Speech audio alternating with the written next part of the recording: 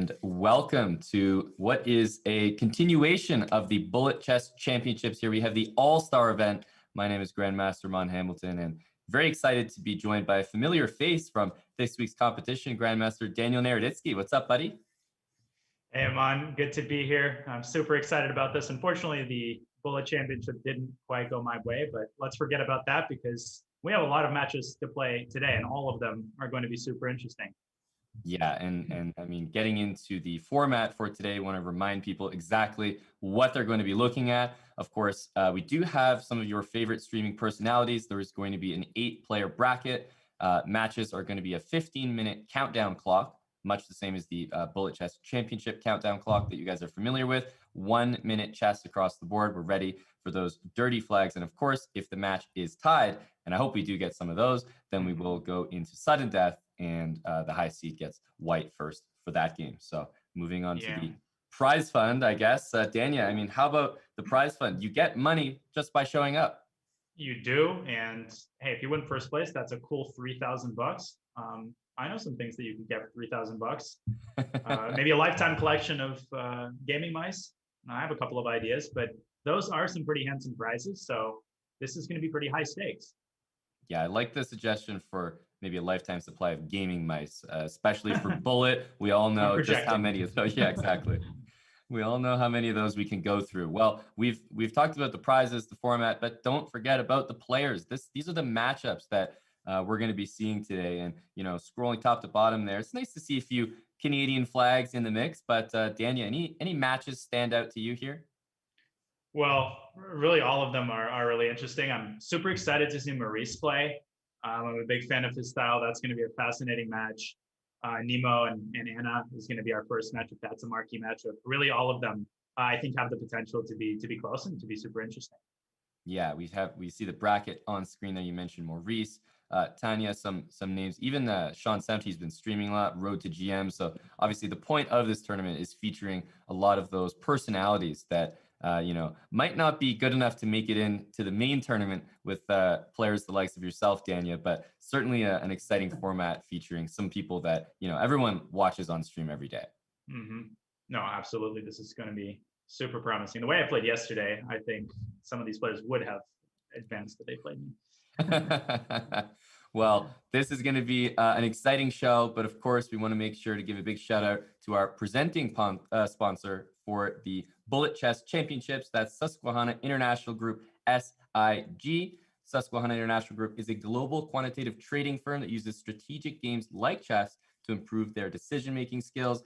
And it's one of the largest proprietary trading firms in the world. So a big shout out to SIG, who has made this whole week possible, Danny. Absolutely. And I'm pretty sure they've got some pretty serious chess players in that company. Sounds like it goes hand in hand. So super exciting stuff, Amon. Yeah, no, it definitely goes hand in hand. And basically, you guys can expect interviews with the players, and that's exactly what we're going to be getting set up for right now. So we want to make sure we get everyone on screen, get the trash talk out, and get ready for what could be some dirty flag and bullet chess today. So Danya, we are going to take a very short break while we get set up with the players, and we'll be back with the action right after this.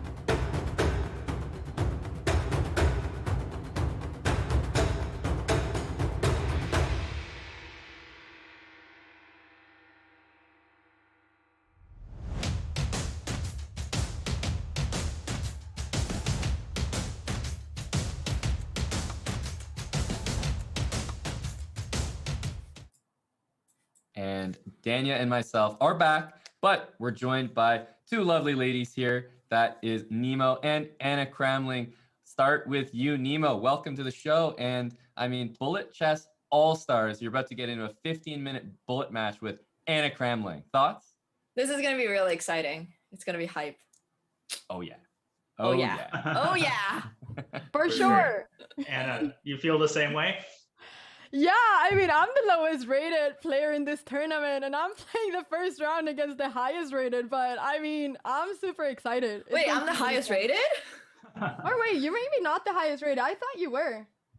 I have no idea what everybody else's rating is. Yeah, you're not supposed to be complimenting each other. Anna, stop that Right. rating. Did you not get the memo? I mean, come on. Anna, okay. So one thing you did have correct is you're definitely the underdog in this match. But you and we also had a bullet match recently. Maybe getting you some confidence there. So how are you feeling about your chances against Nemo today? I have been grinding bullet this whole week. I mean, I've been setting up matches. I played against Amon, and I won some games there. And I've been grinding bullet all week. I feel ready for this. Yeah. Nemo, Okay, well, are you just going to take that? Yeah, Do you I have just anything am. to say to that? I played 250 games of bullet on March 31st, and I have refused to play like chess for the rest of this week because I'm so burnt out. So I've been doing everything, just coaching. I've been playing violin. I've been playing flute. I'm just trying to get myself to not be like when you play too much chess and then you hit a wall and then you just Never feels done that. My bad, Tanya. I'm sorry. I'm sorry. Playing casually 250 games of bullet per match. Of course, I wouldn't relate. But yeah, so I've been chilling a little bit and I'm definitely just, hyped to get back into bullet. I took a week break on purpose. So this is going to be the best reintroduction, I think, for me to get back into the bullet grind. Nice. Awesome. Anna, what do you make of that? You've been training bullet all week, working hard at chess, and your opponent here has been playing violin. Playing the violin's a bit of exaggeration. I make really, really bad cat noises on the violin. Nemo, I have to say, you've inspired me. Your musical journey has inspired me. The other day, I did a little concert with the guitar on my stream. And oh, nice. 100% thanks to seeing your, violin talent. I thought that I had to give the guitar a shot. So thank you. I like hearing that. Yeah. My violin is absolutely terrible. My stream would much prefer it if I just never played the violin and only played bullet. But, they can't have everything they want. Too modest and too wholesome, Amon, right? Exactly. Too modest and too wholesome. We'll let these girls go, Tanya, and get into their match. Indeed. Good luck. Exactly. Thanks to these two musicians for joining us in the call. Girls, we'll let you get into your match. Best of luck to both of you. All right. Thank you. Mm-hmm. All right. And wow, that was an interesting interview, Danny. It seemed like we didn't have to do much. Just let them talk to each other. No, they had a lot to say, and they're very nice, but I think they're reserving the real competitiveness and the bloodthirsty mentality for the chessboard, which is how it should be, because we got 15 minutes of bullet. Exactly. You guys can see the bracket there on screen, and obviously top left corner is that first matchup. Nemo definitely the favorite here, but Tanya, if you're coming into this match as Anna Cramling, do you think there's maybe some mentality like, hey, I've got nothing to lose, and that might help her? Oh, for sure. And I mean, I think Anna should really do her best to set a good tone, win maybe the first game, because as a higher rated, if you fall into a hole early, and I can say this from experience yesterday, there's nothing quite like digging a hole for yourself in a short bullet match. So if Anna can play a nice first game, put the pressure on Nemo immediately, I think that might be the pathway for her to try to score an upset. But Nemo is a bullet stalwart, of course. That's going to be tough. Yeah, no, that's a great point. Obviously, Nemo coming in, the rating favorite, definitely the big favorite in this match. But at the end of the day, you make a good point. Sometimes the fact that this is really a fun streamers match. Don't forget, they're playing for cash as well. So we'll see if maybe Nemo takes her foot off the pedal there and lets Anna creep into this too much. Because I also did some recent odds matches against Anna, and I'm telling you, Daniel, she's no slouch. No, I've seen some of Anna's games, and I think she's focused and she's capable of finding some really strong tactics. And bullet is the sort of thing that really can be decided by one particular moment, one move, and sometimes one mouse slip, one time scramble. So we'll see which one of those it'll be. Yeah, absolutely. And what do you think about this format of 15 minutes? Does that generally benefit like the higher rated player or the lower rated player? I'd say the lower rated player I'm on, because it's, they say in basketball, I think this common wisdom where the underdog team wants, they want to hang around until the fourth quarter, and then you never know what happens in the last 2 minutes. It's the same in a lot of sports. And it's the same thing here. You win 2 games with some sort of a tactic, and all of a sudden, there's 2 minutes left. So there's a lot of uncertainty. I think this benefits the low rated player. So this is going to be really, really interesting to see. Yeah, no, that's a great point. And this should be a pretty fun match. It's the first one of the day, but don't worry, we have so many more coming. As you can see, the girls on screen, and wow, they just look so energetic, Tanya, so full of energy. Just bobbing and vibing and hopping. Yeah, there's no sign of nervousness here. I said it before when I did a stream with Anna, but every time I see her stream, I feel like she's streaming on top of a medicine ball and just bouncing up and down. That's a pretty interesting observation. Yeah, I can totally see that. But maybe Nemo's listening to a record of her own violin play. But as she does that, we have the first game. Yep. And coming in with a 2,400 rating here is Nemo. That is some that's a big time rating here for this for this match. We have a Sicilian with Nemo taking a little bit more time. 2 bishops now. This is a complicated position. I kind of like what Anna's doing so far. Yeah, agreed. And may as well be a little greedy there, taking on b2. Why not? And Nemo going for the attack, transferring her queen to g3, but Anna sidestepping it. Now White starts to gain the initiative, I think. Yep. Ooh, and now that's a piece. Ooh, this is gonna hurt. And bishop g7 would have been even more clinical, but now it's completely winning. Yep. Yeah, the only chance here would be, the famous back rank checkmate, but I don't think Nemo's gonna let that happen. Yeah, maybe something dirty, and these considerations factor in. When do you resign? Do you want to conserve time? But it's too early to think about that yet. I think there's plenty of time. Nothing tragic has happened. And Nemo very convincing here in the way she's executing this and converting this advantage. Yep, I think it's pretty likely she wins a rook here. Rook g8, there's queen takes f6, and yeah, like you said, this is fairly clinical. But usually in the first couple games, Tanya, do you think it's maybe a strategy, even if you're dead lost like this, you sort of want to play it out to get a feel, warm up your moves, also see how quick your opponent is and how their conversion skills are? Yeah, for sure. And this cliche, you never know what'll happen in bullet. It's actually true. In my bullet experience, it's not about what has happened. It's more about what hasn't happened. And really the answer to that is nothing. So of course, Anna resigning there, she loses the second rook. And now White game, she's up again to a pretty good start. This is a unknown line, but I kind of like White's position here, particularly for bullet. She's got the center. Right. And A4 though. No. Queen A4, and she said, you know what? I wasn't really feeling that move after all. Yeah, but now CD and bishop B4. Oh, it's still there. Oh, that would have been very nasty, and would have had to take with a knight. Yeah. Due to the pin. Well, here you go, Tanya, executing your brilliant tactic, a move too late. A day late, and I never remember, is it $1 late and it's a day late and $1 short? Exactly, day late, dollar short. Or shall I say a Canadian dollar short? Not worth that much. So you understand. We're improving, Tanya. Though we're coming back. We're coming after the American dollar soon. Yeah. Keep talking. All right. So we have a complicated position here. Hard to say who's better. I still like Anna's central control, but that's a nice move. Yeah, knight e7 going to d5 is a really good rerouting. I love that move though. Just a sneaky one. Almost. Oh yeah, I'm not doing anything over here. You didn't see anything. Right, I'm not threatening checkmates on h7. So positionally, that knight on d5 is a beast. But look at the holes near Black's king. That can be more weighty in a time scramble, all these mate threats. So I like what Anna's doing with that pawn on f6, potential lobster pincer. Nemo drops a rook back. Love it. This is shaping up nicely. Maybe it's time to send that h-pawn up the board, but got to keep that f6 pawn. So important. b7 there, a7 can be captured. Ooh, letting the slip is Anna, bishop c5. Now a pin. Love that move. Oh, and bishop g7. Wow. That's cruel. Yeah, and it's so unfortunate because Oof. whether you saw that or not, it was the only move to play as black. Mhm. Wow. And that is an annoying situation to face where, yeah, there's literally no other way to prevent checkmate, and the move happens to be a crusher. Yep. And Nemo's going to take the second one. She is. And I was about to say that I thought in that game we were going to see our first time scramble.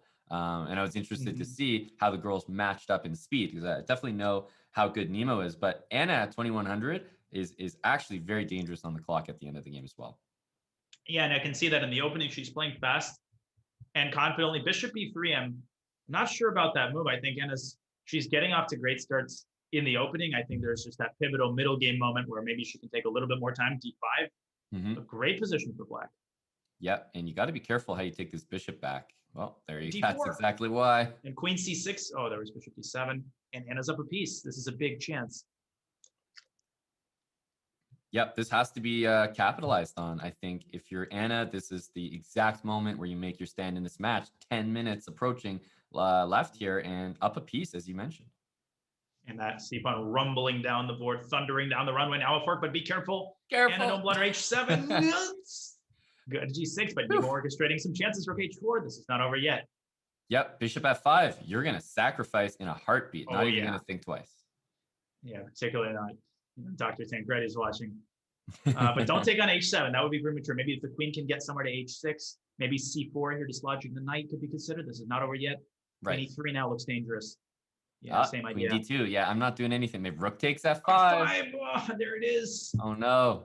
No. Oh, Queen and that h6 doesn't help. Yeah. Jeez. Oh, man. I mean, Anna, that was your chance. And she knows it. She's scratching her head there, as you can see the look in on her stream, twitch.tv/Anna Cramling. Wow. Yeah, and really, one can't stress it enough. The openings have been super successful. But at some point, I mean, Nemo's just so tricky, resilient in every position. I've experienced that myself. And that's really paying off here as Anna's in trouble, down 3 points with 9 minutes. She's got to win this one, basically. Yep. Exactly. This is kind of the turnaround moment. I thought up a piece last game was her best chance, but she's going to have to make something out of this game if she wants a chance at this match. That's a pretty interesting medicine ball that she's sitting on. Is that one of those medicine balls in the shape of a chair? Yeah, it's the new one. It's supposed to be new. Yeah, actually, my brother got one of those, and I sat on it for about 2 minutes, and I was like, I'm going back to my comfortable, slouch encouraging armchair. Yeah, exactly. That's what we need these days. And bishop takes e6. I'm not so sure about that move, but she wants the d6 square. Yes, and she's going to get it. But a2 hangs. It's unclear. Rook a1 is in Anna's pocket, but now a7 is defended. Right. And this knight f5 is decent threat there. Tail of 2 outposts. Still knight f5. But is it that good to win the h6 pawn? Talking about outposts. So. Rook h3. Oh! Look at that knight. The gymnastics. I like that move, rook d3. She's going for checkmate.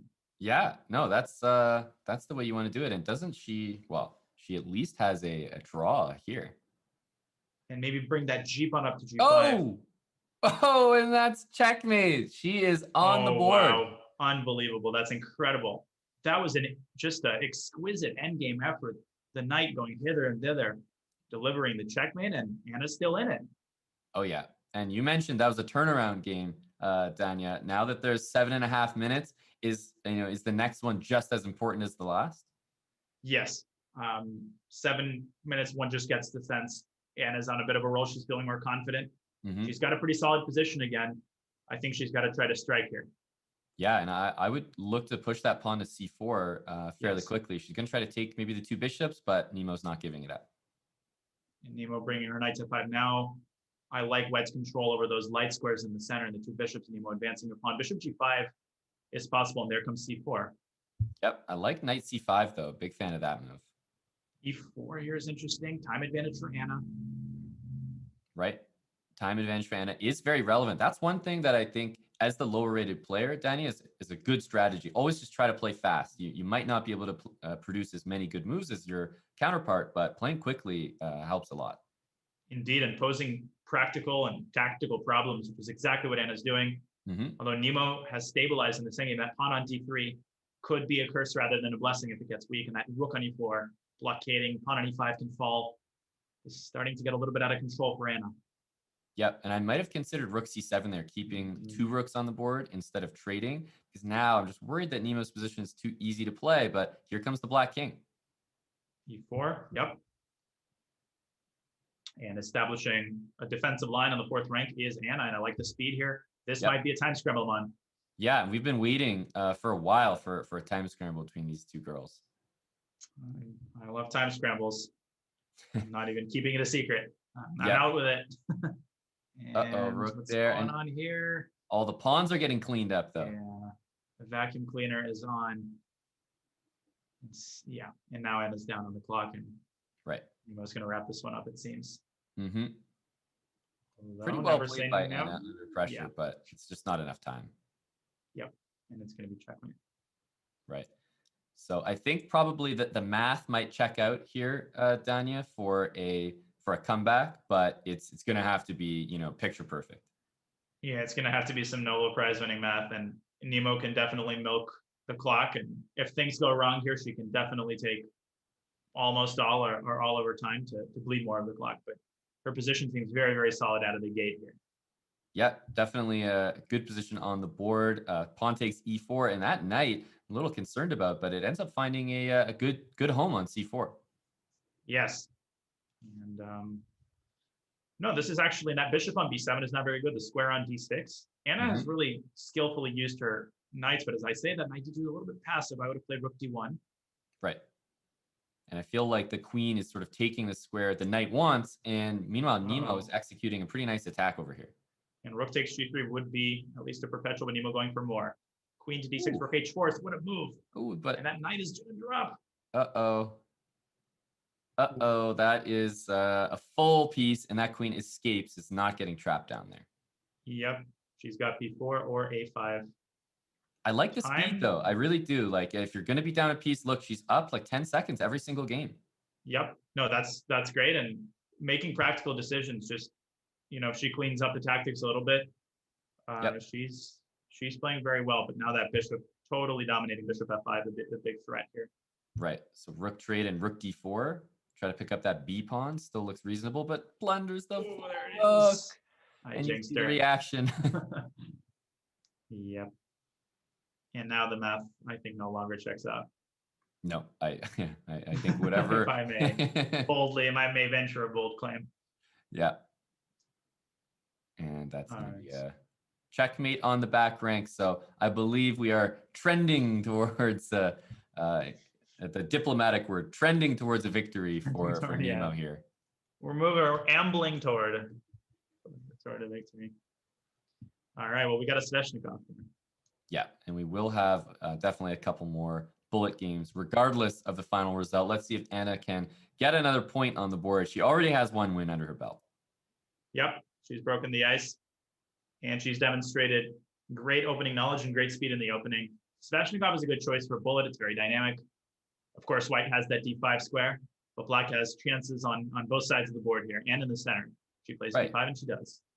And this is usually a good sign for black to get this move d5 in. I have to give a lot of credit to Anna in this match. I feel like she's been out-tacticked, and she's hung some pieces here and there, but really impressed with the speed and, as you mentioned, the openings that she's been getting.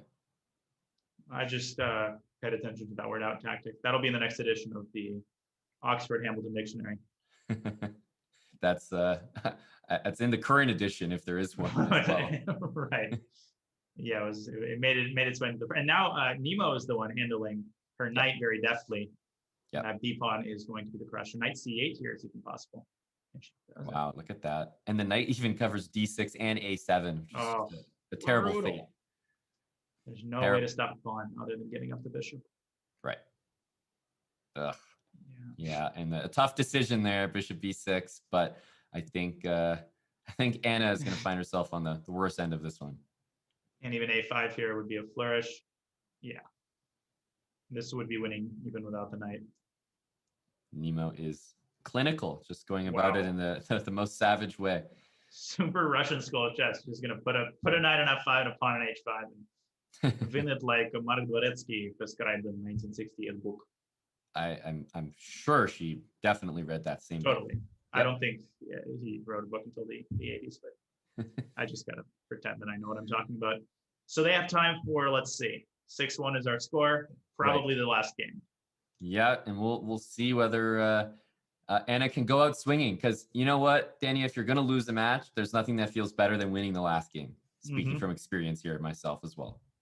100%, and the same goes for a tournament. If you have a disaster of a tournament or a bad tournament, just winning that last game, even if you still lose rating, it's just such a relief, because you at least you can help hold your head up high, which she will do anyway. Of course, she's played well, but a nice position here for one, and again, a time advantage. I was wondering if we were going to see e4. We might see it next. f4, probably e4 to follow. Yeah, queen f3, bishop c5, stopping e4 and re-preparing it. Okay.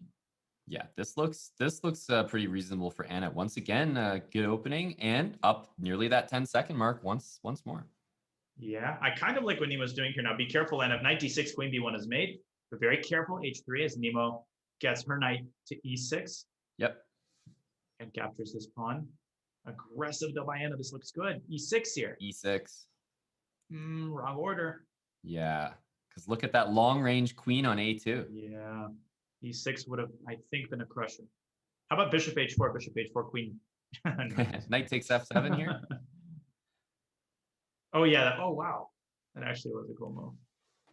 Okay, h4 still. I like what Anna's doing here. I think that when you're in this all-in mode, even if your whole queen side is gone, but you just keep sending the attack. Why not? Knight g4. And again, look at those knight maneuvers all over the bishop f4. Yeah. Nemo's going to get her knight to f5 or g8. This might be another win. Look at the time ticking down. Yep. 8 seconds. This is so hard to defend, even though she's 3 pawns down and more troubles. Knight f5. Oh, knight check f5. wins the knight. Uh-oh. And Do queen takes something. h6 is winning for black. Make a move. I just haven't. Oh, no. g4 removes promotion. Oh, bishop e2. Mate. Checkmate. Queen. Queen e8. Oh, she found it. Wow. That's a scintillating finale, actually, and all forced. Because if the king had gone to h8, there would have been a knight discovery with checkmate. Brilliant. That is beautiful. Imagine one for the fans. Exactly, a knight discover checkmate. So I mean, we got a couple winners in this match, I feel like, because Anna with the victory at the end got to be feeling good about herself, and Nemo, of course, in all seriousness, moving on in the competition after a dominating performance. Solid, not a lot of blunders, fast enough, solid fundamentals, and Nemo is a stalwart, but definitely Anna holding her head up high without a doubt. Particularly in that last game, I agree. Exactly.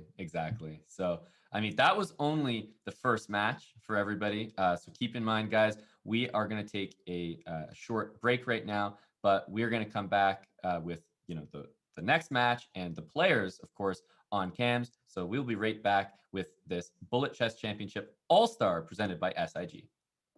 I got into playing poker in college and really liked it, but never considered I could make a career out of it until Jeff Yass came and gave a talk at Harvard. Jeff explained that, yes, you can actually use gaming skills for your career and for something to do on a day-to-day basis, which was exciting at the time. I thought it was really cool. We can pretty much guarantee you that we will give you the best education. You will be taught all that we know in a very professional manner by expert teachers, and you're going to be mentored. And I like to think that there's no other place where you can get as much mentorship as you can at Susquehanna. I think that the main thing that everybody has in common is a sense of competitiveness and interest in gaming and strategy in general. I would say you're playing a game as a career. It's very satisfying to me that we've been able to employ so many people, give them not just an opportunity to make a lot of money, but to be with the smartest people in the world and to have a lot of fun and make a lot of friends and create a culture of reason.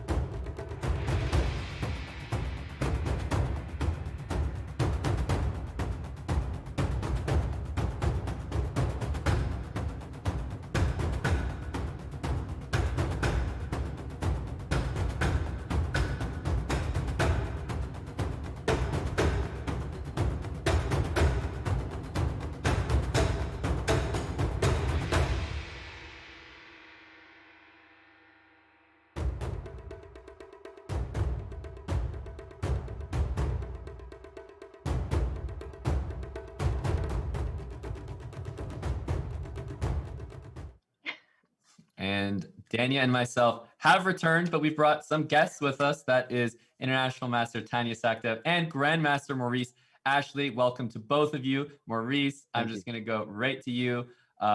Thanks for being on the show. And we're about to get into some Bullet today, Maurice. I know that you've just started streaming very regularly recently. Have you been practicing Bullet at all? I do play some Bullet, I got to admit, because when I first started, I realized how much I sucked at it. It's like I'm really bad compared to guys like Tanya, for example, who are absolute geniuses at it. So at any rate, I do it for fun. It's popcorn for me. It's a good way to just pass the time. Did you have to make me blush, Maurice? But Tanya, I got the same.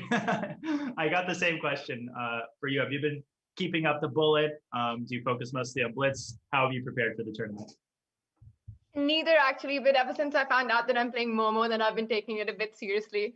Now, Maurice and I've had some adventures in St. Louis and Vegas, so I hope our friendship survives this one. What friendship? What are you talking about? It's already not very much. Yeah, now that the match is technically, the interview is part of the match, so now it's underway. Maurice is throwing everything out of the window until after the match. It's a good You know what? strategy. I have to say he did mention that he's been preparing very hard for this one right before we went live. Oh, so don't please. believe anything he says. I'm from the Wesley School of Preparation, and that is take a good nap. That's my preparation. It's actually 1 a.m. for me. I'm sure you've been sleeping, so don't even try. Getting the excuses out, Maurice, already. Yeah, she's starting the excuses. I'm saying I prepared by napping. So I'm serious when I say that. I got my rest in. So I'm just I got saying that I'm going to do this half asleep. Well, whatever you got to say, Tanya, you could tell that we both really hate each other. So we're going to go at it, see what happens. Yeah, well, it's that time before lunch and dinner on the East Coast. So but there will be no napping during your match.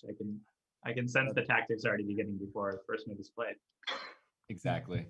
Well, I mean, it sounds like we have two competitors, Tanya, that are really ready to get in the ring. So I'm not going to delay this any longer than it needs to be. Tanya, Maurice, good luck to both of you. Good luck.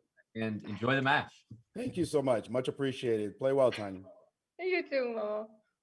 All right. Just can't get them to, no bad bone in their body, eh, Tanya? No. Just no. They're too sweet. Yeah. But there'll be some bad bones. Get her out of there. Go play your match, Tanya. Exactly. How dare you invade the commentary? Well, you can see the bracket there on screen for a second, but the match, obviously, top right of your screen is Maurice Ashley, Tanya Saktav. Grandmaster versus International Master, but would you say, Tanya, that probably Maurice, a bit from the older generation, less practiced in Bullet? Probably, although I don't know. I feel like Maurice might be the kind of guy who's just been playing, just grinding hundreds of Bullet games on some secret account. Yeah. And he's obviously very, very tactical, so that could serve him well. It's really, to me, I honestly have no idea how this match is going to go, which is why I'm so excited. And I think everybody is. Maurice definitely from the old school. And I wonder if, because they're both commentators, if they hear their own voices commentating their own games while they're playing. Yeah, that's an interesting point that, Tanya probably does more commentary work, Maurice maybe as well, more commentary work than matches. So the fact that they're sitting there and we're commentating, they're actually playing might throw them off of it. Right. No, that's just the state of affairs that they might not be used to, but they seem to be all smiles. But I can guarantee you that the moment that white clock begins, the smiles, well, slowly but surely are going to dissipate and be replaced with mouse. Exactly. And Maurice has been streaming very regularly recently, which, I'm a big fan of Maurice and happy to see him on the platform streaming more. And he's been going over some games. So I think that at least he will be a bit more familiar with, moving the mouse, online gameplay, flagging, stuff like that. So that's probably going to help him.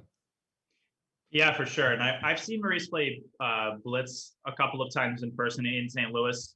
I've seen him play with Yasser, and he still has that speed. He still has that spring in his step, which I think is going to translate. But I mean, I hope to see some time scrambles, and I wonder if that's the big X factor of who is going to emerge victorious in those sub 30-second scenarios. And they are off. They are indeed. Ooh. And what an even matchup, just if you look at the ratings alone. And Tanya playing a con setup, but Maurice played this sort of delayed Smith Morrow with C3. He's got a really nice position as the rook will come to C1. Mm-hmm. Yeah, love that rook C1, bishop F4, hitting that d pawn. And I'm wondering after E5 whether he's going to regret closing the position up. Yeah, it appears to be the case, although he plays it, very old school, grabbing space on the queen side. But Tanya now has this plan of H6, F5, King's Indian stuff. Now Knight G5 might come. Bishop G5 instead by Maurice. Yeah, I agree. I feel that the knight was well placed on G5 to head into E6. But nevertheless, giving up the dark square bishop here is Maurice, and he's going for squares on the queen side. Yep, he's getting his knight to B6. That's super nasty. He's got the blockade on E4. He still has a very nice position. He's up a little bit on the clock. This is looking good for white. It is. Tanya needs a bit more speed in a position like this. Knight B6, and look at that queen. And rook comes into C7. And now you can hear Maurice's voice just narrating the events as the pieces get in. Yeah, this is the type of position where you can definitely be sure that the engine feels that white has a good position. Yes, I'm pretty sure white does. H3, rook F C1, everything seems to be good here. Maurice keeping the speed. And Knight D7, not a move I'm a big fan of just because, I'd be too proud of me trapping the queen in there to play Knight D7. Oh, that's a queen. No, that wasn't taken. Oh, man. But he's still winning. And Tanya now with knight second. It's just hanging there. It's hanging. The queen is hanging. It's still there. It moved. Oh, my goodness. Nobody has played Bullet in a while, I feel like, in this. Right. They got to get those engines dusted up. It appears that Maurice can keep the speed going. He's going to win, but he's going to move fast. Tanya moving. G5, loading the rook. But GF check. How did that sort of work out? Queen E6. And not fast enough, as we see Tanya able to laugh that one off. But I think it's better, Tanya, that maybe they don't know how many moves the queen was hanging for. Right. No, because then that's all they would be thinking about going forward. That's how these things work. So let's make sure we're not telling them until the end. Well, maybe ever. Let's let them find out. Exactly.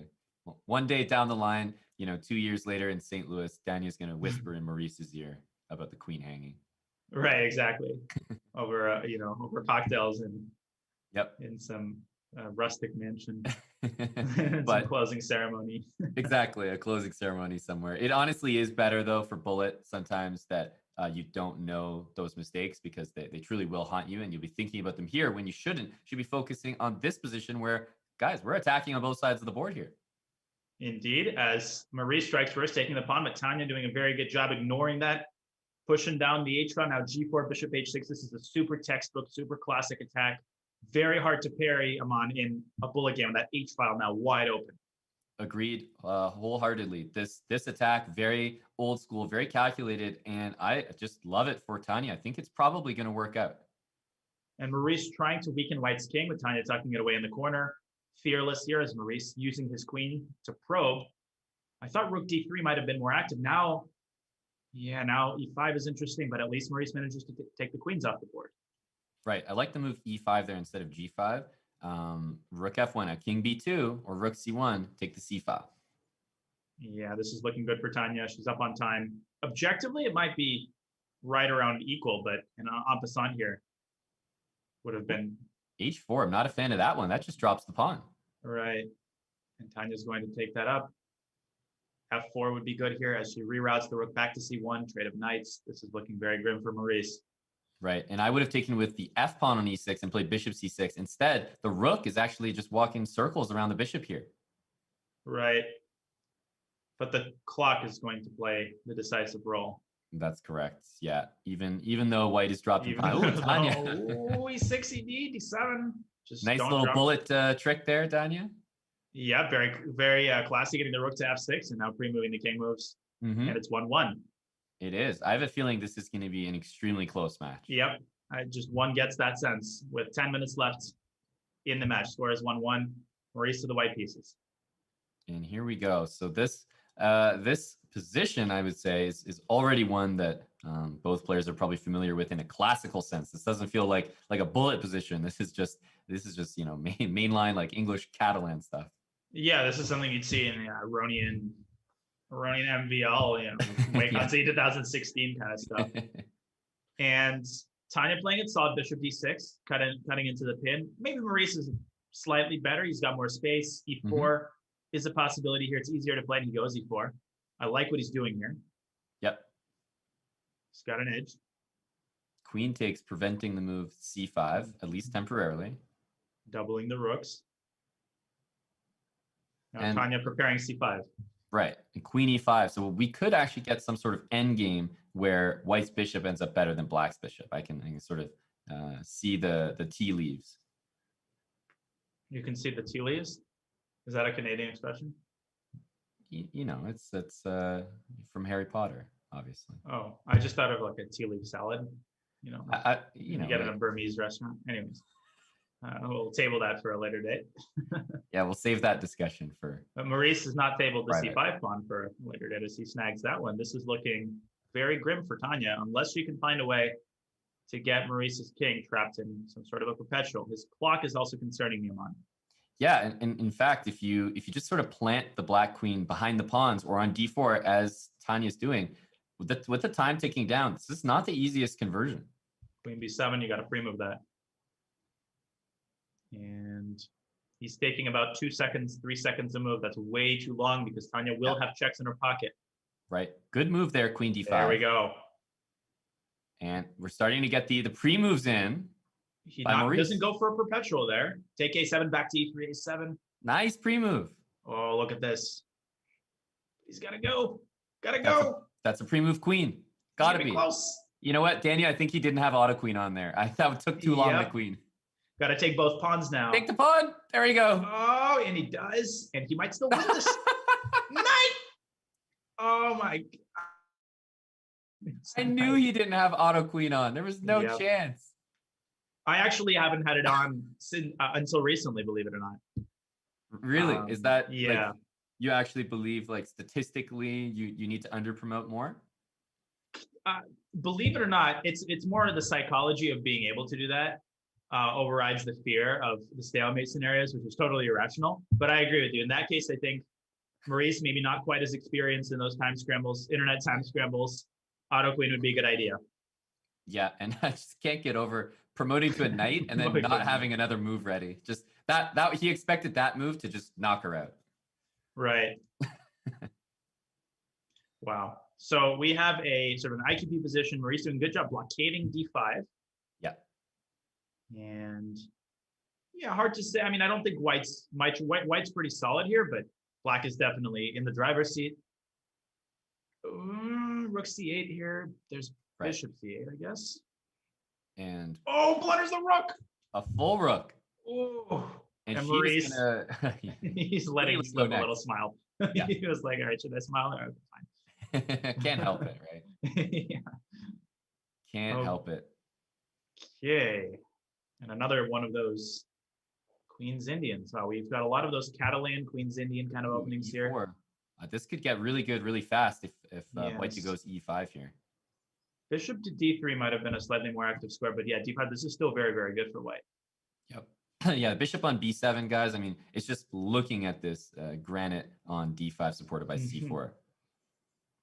It's biting on granite, and yeah, Maurice developing naturally. So in these positions are the worst in bullet amount because of how easy they are to play rook e1. All these natural moves you can play very quickly, double the rooks, and that's what he does. Exactly. It's the speed that you can, I mean, and you're seeing it here. Actually, Maurice is supposed to be the one who's up on time, all these quick moves, but he tends to take these like 2-3 seconds per move all the time. Which is totally understandable if you haven't had that much experience, and sometimes the pre-moves do backfire, but this also could backfire. Tanya is keeping, sort of a 4-second advantage here, and she hasn't dropped anything yet. Her position remains solid.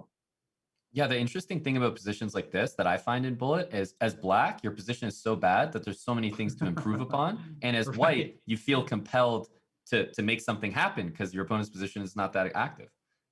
And that's kind of what we see here. Although 95, I'm not a fan of. Look at that d5 pawn. Mm-hmm.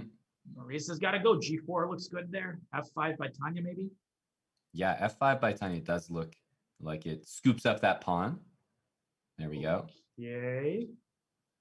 This time disparity 10 seconds down is Maurice. Ooh, but that's a big pawn to lose. Uh-huh. Tanya's got some checks, but she's got to be careful now not to get checkmated there. Queen e6 is a huge threat. Take back and go to e3. Oh, he's got to move, though. This is unacceptably slow. Gotta move, gotta go. No. So he was definitely startled by that. I think we saw a total of 1 move in 7 seconds there from Maurice. Yeah. Probably not going to cut it in bullet. No. And Maurice is always good-natured. That's why we love him. But he was definitely startled by that. Yeah. The sort of lean back in your chair. Deer in the headlights. It's like, oh, right. Time is actually a part of this game, big way. Right. Okay. So the score 2.5. You called it. I'm on 4 minutes to play. This is going to come down to the wire. Yeah, it really is. We're going to get probably 2 to 3 more games out of this one. And that means that we're, if we go 1-1 in the next 2, we might have a very important, deciding final game. Right. And yet again, we have one of these wishy-washy kind of structures, and it's knight f6 coming, queen c4, Fred. Yeah, hard to recommend a move here. f5 or something. And again, that time, look at that time. f5 seems to be, I agree, the only try. Rook d4, and now this reinforces the threat. Rook 64, rook c7 is crushing. Yeah. We see his idea, though. He did want that fork. However, rook c7, nice little intermezzo there, attacking the queen. Don't sleep on Maurice as he wins back to exchange. Rook c8 forces the trade. That is good for black. That rook can come to c2 at the end. Uh-oh. This is flipping around completely. Rook c2 pretty much pre-moved there, and he's starting to show some speed. D4 coming. D3. D3 wins. This is over. Wow. Well, it's close. The only thing I will say is that's too much. That's huge. I think Tanya should maybe play that out. Yeah, based on his 1 move in 7 seconds reputation, I think that was a flag in a couple moves there for Tanya. Yeah, but the thing is, one adapts very, very quickly. And bullet, you have that internal metronome. Yeah. And yet again, I think both sides are playing kind of the same type of opening. And I don't even know what exactly this is. Knight c3, there's knight g5. There's a common trap here. And I think Maurice knows it. Yeah, he was planning for that. And that's why f5 played. But knight d2, this already is tough D5. to meet. Gotta play d5, but look at that e5 square. Maurice can come back to f3 if he wants, he does. I feel like we're watching like a classical chess match in fast forward. Classical chess match in fast forward. Yeah, that's actually a very good way to put it because of the openings and the type of positions that occur. Yeah, exactly. I feel like we're watching a Capablanca against, like, I don't know, Siegbert Tarrasch or Richard Teichmann or something. Somewhere in Austria in like 1929. Yeah. These openings. Yeah, and of course, I think probably Tarrasch would be wearing a hat that says "Gangsta Chess" on it, right? He was not the most modest individual, I think. So maybe he'd be wearing a hat that would say, "I am Dr. Siegbert Tarrasch, the greatest chess philosopher in the history of the game, and I am not a jerk." Okay. Tanya needs to speed up big time here because she loses this game, the match is over. Right. I mean, she should have honestly developed her pieces earlier, but impressive. Okay, knight f7, knight f7. Knight f7 is screaming at Tanya. Oh, right idea, right execution. Now it's gonna be time. That's a queen though. Oh man. Tanya, you got to play this on. Don't resign. Play this out. No. Okay, but now she's got to win quick. Well, nobody's can sit it out. Basically, she's gonna have to win insanely quickly. She's gonna have to refute the Nimzo Indian. Have you not heard him on about the 6-move Nimzo Indian checkmate? It was recently played by Timur Rajabov and in the candidates. That hasn't occurred yet. He basically refuted this opening. I haven't seen it, but you know who I trust to know it is Tanya. Definitely, commentating those top level matches pays off. Right. No, for sure. And I don't know what that was, but this one's officially over, regardless It is. how it does. That is the most reassuring feeling in the world. It's feeling paralleled by getting a title norm before the last round, knowing that it doesn't matter how you do. Yep, which usually means you lose the game, by the way. Right, exactly. It actually does. Funny how that works. Yeah, rook c8 here, and Maurice has got a solid position. He doesn't mind even playing like maybe even knight c4 here. I'm not sure if that works. Yeah, no, this is good for Tanya. Knight on e4, practically, but Maurice preparing f5. Yep. b5 though would win a pawn. We need That's b5 by white. Still b5 is an idea. So Maurice repositioning stuff. Tanya giving him what he wants, but e3 I like. Yep. Yeah, that looks like a strong move. Yep. ed e4 maybe is Maurice's idea. And are we going to see the prophecy come true that as soon as the match is won, you just lose the last game? I think we will. Well, I got to put my reputation on the line, Exactly. And you mentioned the word prophecy. My ears perked up. Don't get too excited here. This is exactly what we practiced for. All right. Well, it just seems like the time and 95 would be stronger. Tanya's got to go fast and Maurice with the pre-move. Ooh. Okay. Maurice with the many pre-moves. Look at this. Very impressive by Maurice. It's like he needs to just turn on these jets earlier. Right. Not those jets. He needs to fly to LaGuardia here at, that is. He did not. But Tanya's got to go. Oh, look at that bullet stuff for Maurice. Move your king. Oh. Okay. Yeah, the prophecy does come true. Wow. And both of them laughing, but Maurice carries this match 4.5, 3.5. Right. Well, old school prevails. Exactly. And I mean, what a fitting end to a match like that. It seems like I felt like I was watching two players learning to play bullet, and that time scramble at the end was like the final exam. Right. No, that was, yeah, exactly. That's when all of the material that you learned is brought to bear. What a match. What a match. Goes on. Whew. You can see the scores there on the screen. Obviously, we had the Nemo match first, and then Maurice took that one down 4.5 to 3.5 against Tanya. So that will be the last we see of Tanya in this event, but Maurice is moving on, Daniel. Yes, he is. And he's going to face some stalwart opposition, the likes of Nemo, and we have 2 more matches to go. And those players are definitely going to have something to say about that too. So certainly don't go anywhere. Got Alexandra Botez coming in. Exactly. Alexandra, you guys have to stay tuned. I mean, that was a lot of fun, that match, but there's going to be a lot more just like it. Stay right where you are. We're going to get the next set of players in for the interview, and we'll be right back with the Bullet Chess Championship All-Stars presented by SIG after this.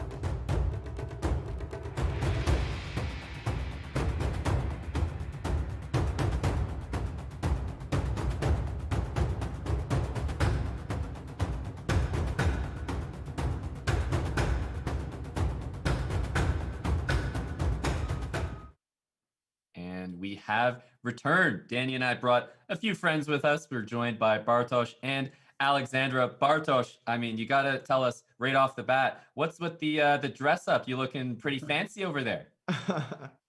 I mean, I think this is how we just regularly dress up to games. We like to dress for success. Nothing wrong with some well-dressed chess players. Exactly. For first time, also when I was playing against Alexandra, I had an idea to take up a suit and wear this, and it gave me a win. So I tried to do it again, and that's why also I wear a suit right now. Well, Alexandra, there was some fighting words exchanged before the match. Can you bring that to our attention? There was talk of a previous match that apparently had happened. Who won that match, and was that part of your this match strategy? Yeah, I mean, I really wanted to bolster Poland's economy. So, we did a match where I gifted him 100 subs, and it was close. He won by 1 game. I wanted to make sure he felt confident going into the real Bullet Chess Championship. I think your volume cut out when you said who won that match. Can you? Sorry, I think the volume cut out. Continue, Daniel. Technical issues, as always on the broadcast. We might never find out who won that match. Alexandra, what about your background today? You've come in with a Polish flag of your own, it looks like. I mean, if I'm here to take Poland's #1 streamer down, I just wanted to make sure that the Poles would feel at home with a new streamer to support after I beat him. Wow. Well, Bartosz, are you planning to just take that, or are you gonna try to make some moves to rectify that situation? Okay, I guess I'd like to show my skills. I know that Alexandra is woman FIDE master, so I do my best. I've had many information which Alexandra told viewers that I'm not able to win this, but I guess it will be interesting show match overall. So yeah, no, it definitely will be an exciting match. We're excited to see your match, Bartosz and Alexandra. Obviously, everyone is familiar with you on the streams, but Bartosz is also streaming in Polish, one of the biggest Polish streamers right now. So, Bartosz, anything you want to say to your Polish fans before we get started? yes, if I can say something, I will say only one word: bot S, widzowie. I don't know what that means, but I appreciate it. I'm sure it's in good faith. Yeah, it must have been nice. Yeah. Does that mean challenge? Anyways. Yeah, Tanya, we're going to practice our Polish while we let you guys get to the match. So without further ado, guys, thank you for joining the broadcast. Of course, best of luck to both of you. Good luck. Who emerges victorious. Thank you very much, and I wish you good luck, Alexandra. I wish it will be a great show match. Good luck to you.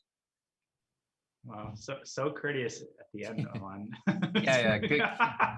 Good luck to just get out of here. Right, exactly. Let's start the blood. The bloodletting. Yeah, but gotta start rolling the Oscars credits at some point. Play the music. Bartosz looks like he's attending the wedding of some dignitary. Exactly. Yeah, he's either attending the wedding or serving the drinks, and both of those sound very exciting. They do, and I'm trying to tie that into a coffee that I suppose is drinking. The neurons aren't firing fast enough, and wow, there's just so much going on even before the game started. He's like swaying from side to side. Botez has a Polish flag behind her. What's going on here? I know, this is wild that we have the awesome suit by Bartosz. I think the dress up suit is amazing. More people, Tanya, should be playing bullet chess. More people should be flagging in a suit. Oh, absolutely. And I've had bad experiences with that because even yesterday I kind of dressed up nicely, but the long sleeves, make it a little bit. They put up some resistance when you're making certain moves of the mouse, as you can understand. And that is, of course, the reason I lost the Tang was because of the suit that I decided to wear. So let's hope Bartosz doesn't experience the same problems. Exactly. And I feel like they color coordinated. Maybe, they took it upon themselves. This was a matchup for the honor of Poland, but they're color matched in red here, Tanya. So I'm liking the coordination. Yeah, and I like how Bartosz is drinking out of some goblet, some royal goblet, and I'm just drinking my root beer from Chick-fil-A. Yeah. I feel inappropriate. Yeah, exactly. We're just in our regular setups here, and I feel like Bartosz is coming to us live from the Grand Palace. Right, and there's like a vampire face there. Are you sure he's not coming to us from Transylvania? Well, at this point, I mean, we're just trying to come up with quips about the players' backgrounds as we're waiting for this match to start. Right, we are waiting for the match to start, and we'll begin. Wow, what a close match I'm on. Wow, that Yeah, second game, man. I'm still telling you, it's still tied here. They just can't get any separation again, no matter how hard they try. Right. Yeah. Yeah. Alexander, yeah. Now they're like repositioning themselves. We might have to work on our Polish as well. I mentioned it there, but I think by the end of this match, we need to learn one new Polish word. Yeah, I mean, I've got admittedly a bit of an advantage with that because written Polish I can understand maybe 30-40%, but spoken, just individual words here and there. But it's very different from Russian. But definitely, I'm down. I have a feeling that trusting the chat with the Polish word. I was going to say the same thing. Probably not our best course Why would of you action. think that, Amani? Come on. I mean, usually. Yeah, I don't know. Just got this feeling. Feeling. Fully entrust chat to tell us a word in a language neither of us knows. Come on. Why would anybody do anything dirty there? Yeah, of course. So, all right. Well, serious progress on the chessboard here. Yeah, and you mean that literally as the games are underway, and Alexandra coming in with a 2,400 bullet rating is definitely, I think that might be her all-time high. I think she had a few challenges going on stream. Indeed, and we have a very unconventional opening, befitting the attire of these players, something very grand and quite symmetrical, I should say. Yep. As Alexandra might try to get that D2 knight over to B1, and I'm trying to figure out what's going on. There we go. There, nice reroute B5. I like from black after we saved this queen there. Right. And Alexander does have this knight on D5, but now Bartosz bringing his knight on D4, wedging that pawn in. Mm-hmm. I like this move up for aggressive by Alexandra. Yep, and I've seen Alexandra move the same piece back and forth about on 4 or 5 different occasions this match. So she's really uncertain. C5 there would have been a really, really good chance. A little bit too passive here, but still, I think Alexandra in the driver's seat as she's got the 2 bishops. Pawn on D4 is weak, but Bartosz solid. Very solid. Yeah, king is coming into the middle here. And sometimes when you have the solid position, it's easier to play. You're worse on the chessboard, but you can easily, make safe moves. And bishop C8, that's a nasty one. That pawn fixed by Alexander. Bishop C1, bishop D2 is the idea. Right. Bartosz coming back to defend it. Yeah, and that bishop on D8 does a fantastic job, but more pawns on dark squares here. And is Bartosz going to bring that knight to F4? It looks like he wants to. Yeah, she takes it. Will there be a time scramble? H4. Oh, she wins a pawn. Yeah, H4 was a great move. No! She takes her bishop. No. Oh, my land. Watch for C5 though. Alexandra is very dangerous, very tricky. She is. And he's taking his time. He's not king H4 there. No, what is he doing? What is he doing? Oh my God, king H4. What is he doing? Even he doesn't know what he's doing. He can't believe it. Wow. He can't believe that he won a free bishop and then repeated the position. Drawn game. Wow. That's okay. That's okay. Well, it's not okay. Exactly. That's what he's trying to tell himself. But okay. Right. Yeah, exactly. And another stop. You can't pre-move that, Alexandra. The queen. What is that? What is Amon, what is going on in this match? What is this match? What are these openings? And now we have another tango. Oh, I mean, Bartosz is a pretty provocative style, which is a good thing in bullet. And Alexandra mishandling this a little bit. That bishop on C5 can couple with a knight on G4. I like the move H3. Alexandra's got to calm down here a little bit, but she gives up E4. Yeah, E4 just hanging for like 8 years. So many moves. You know that book by Gabriel Garcia Marquez, 100 Years of Solitude. It's 100 years of hanging E4. Sorry, go ahead. E4. I need a megaphone or something. E4. Hello. Right, take E4. And then finally he takes it. Okay, so You don't want to check the accuracy of this game afterwards because every move was probably a blunder there. Okay, rookie one, Alexandra marshalling her forces. Yep. I just wanted to use that phrase. Well, yeah, I figured because there's a knight on h2 and yeah, nice marshalling. The marshalling has ended, I think. E4 there might have been merited consideration, perhaps. Well, we know they're not too fond of that square. For some reason. Like you would prefer to sacrifice a bishop rather than win one. Yep. Oh, there But we this go. is the Okay, nicest so time. now it's played, and with that rook coming to e8, this could be very dangerous. Yep. Something tells me this is looking grim for Alexander. Yeah, although I'm not a big fan of the queen hang. I'm just not a big fan of it, you know? Right. Alexandra managing to hang 2 queens in 3 games, so I think she's playing better chess than usual.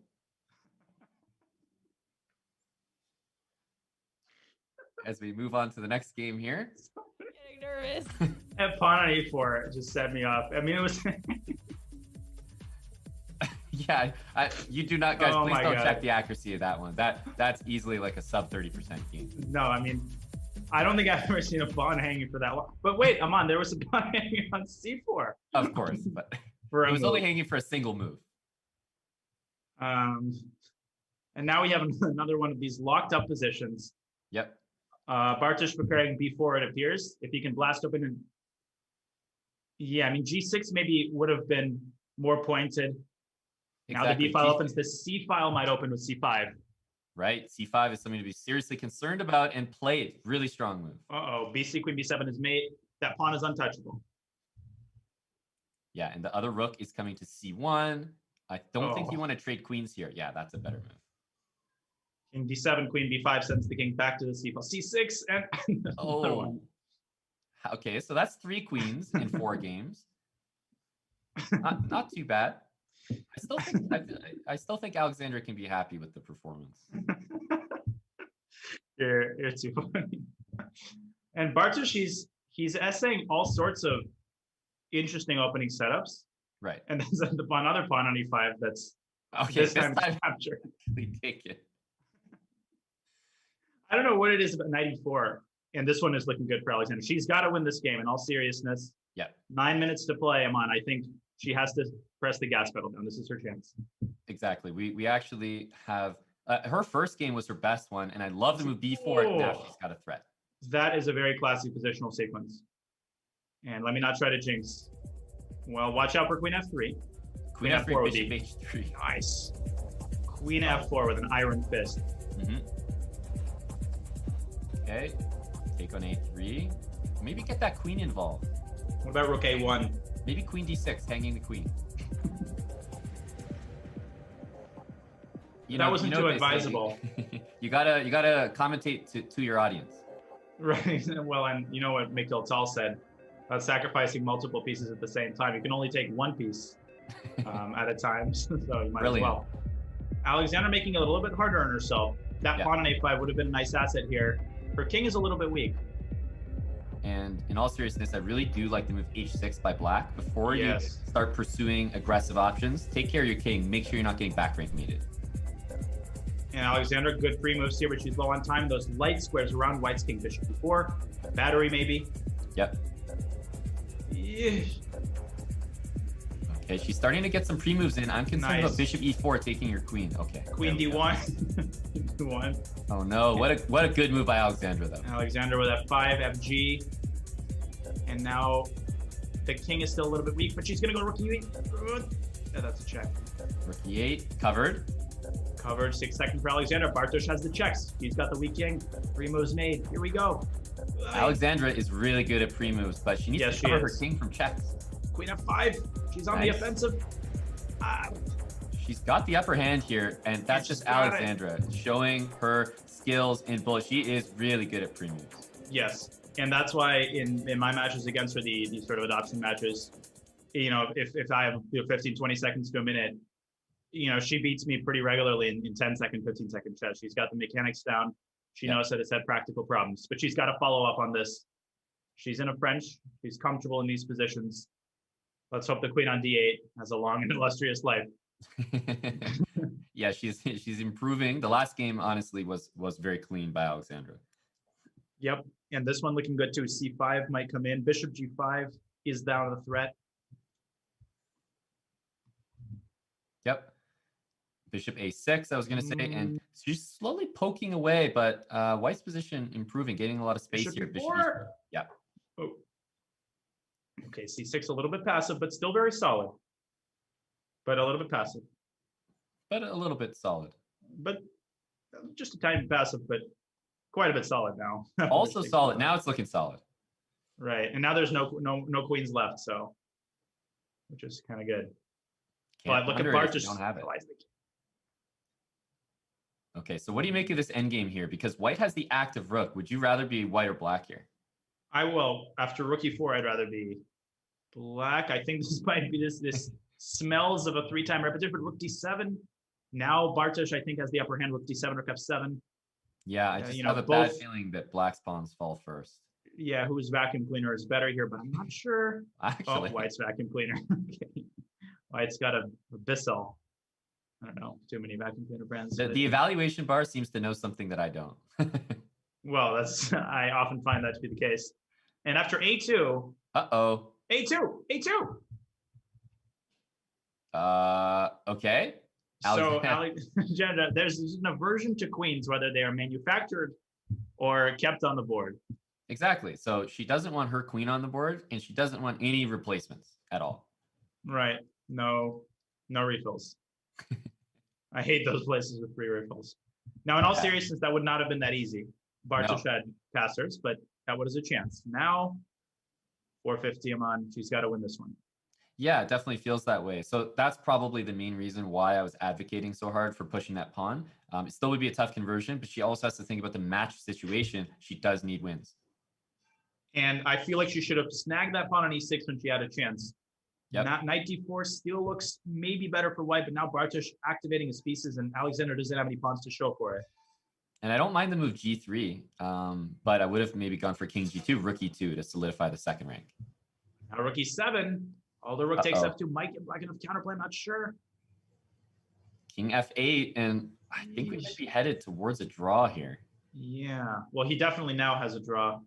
But Bartosz, no, rook e8! This checkmate in one. Alexandra misses checkmate in one, and the look on her face is a girl who knows it as well. Yeah, she does. She definitely does. And now she still has a chance, 350 to left, and plenty of time. She doesn't have to rush this, and it's very important to realize that. And she's got a nice position here.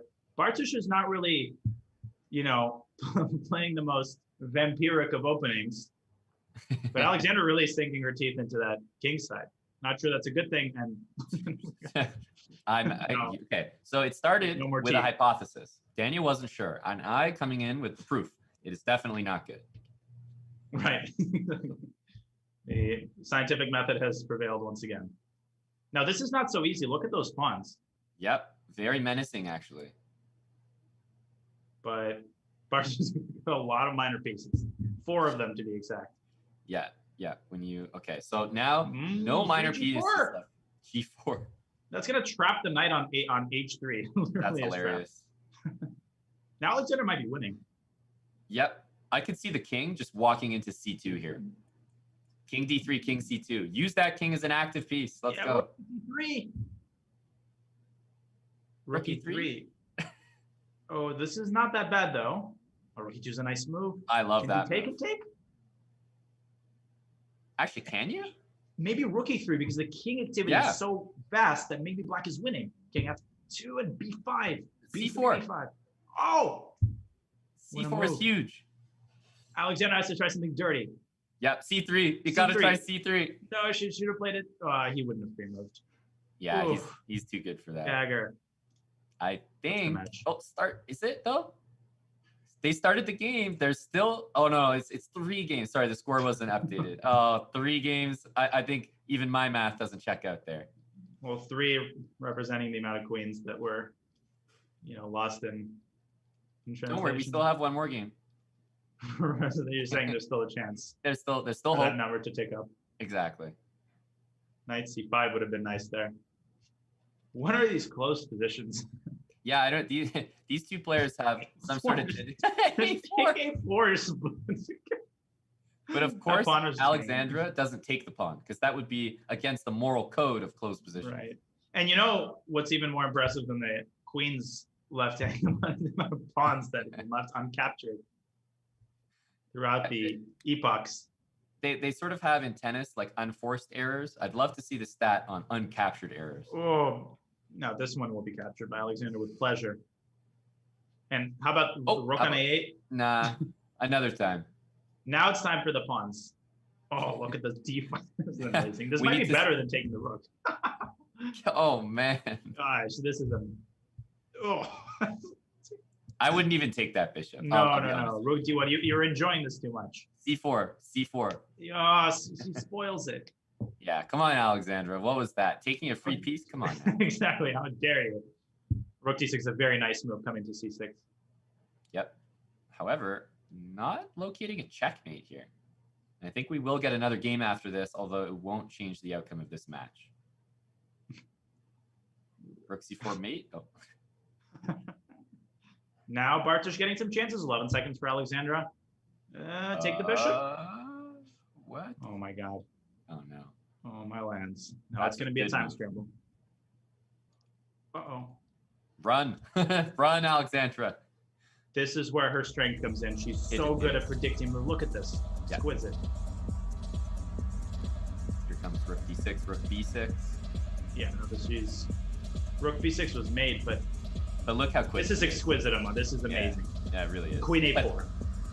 It really is. That's where Alexandra shines. And I think, I'm not entirely sure, but I think the match clock might have expired. They've got another game going. Maybe yeah, okay. That's what I thought. I did see start 0. another one. No. Yeah, another one. Man, 15 minutes is And Bartosz taking this match. What a match. Now that is a victory for Poland. You might be confused with the Polish flag behind Alexandra, but fear not. Bartosz comes away with the victory. And honestly, a very interesting style. I wonder if he's going to be playing closed positions the whole tournament, or if that was just for Alexandra, you know? Yeah, no, he seems to be a man of many openings and many outfits.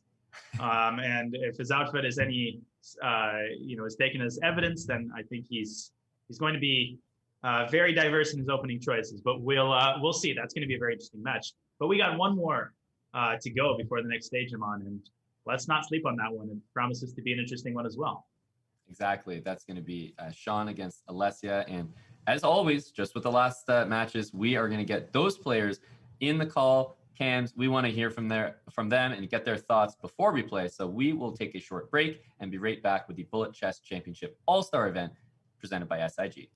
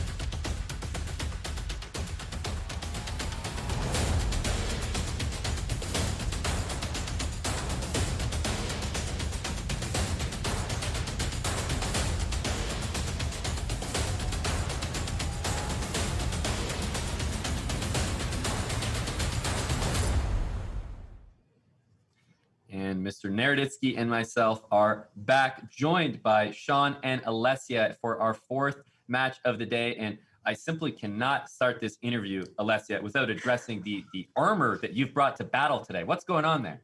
I'm ready for the battle. I love it.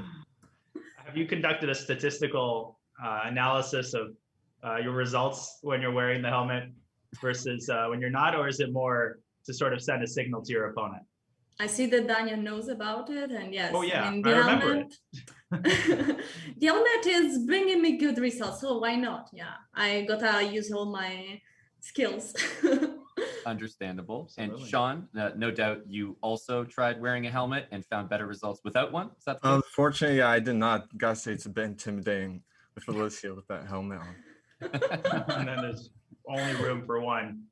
Sean, to those unfamiliar, I see you grinding on stream a lot. Do you mostly play Blitz or Bullet? What kind of Bullet experience have you had, and how do you feel about the match in general? Yeah, mostly I play a combination of Blitz and Bullet, but definitely been playing a lot more Bullet leading up to this match. Feeling like the Bullet's in a good spot today.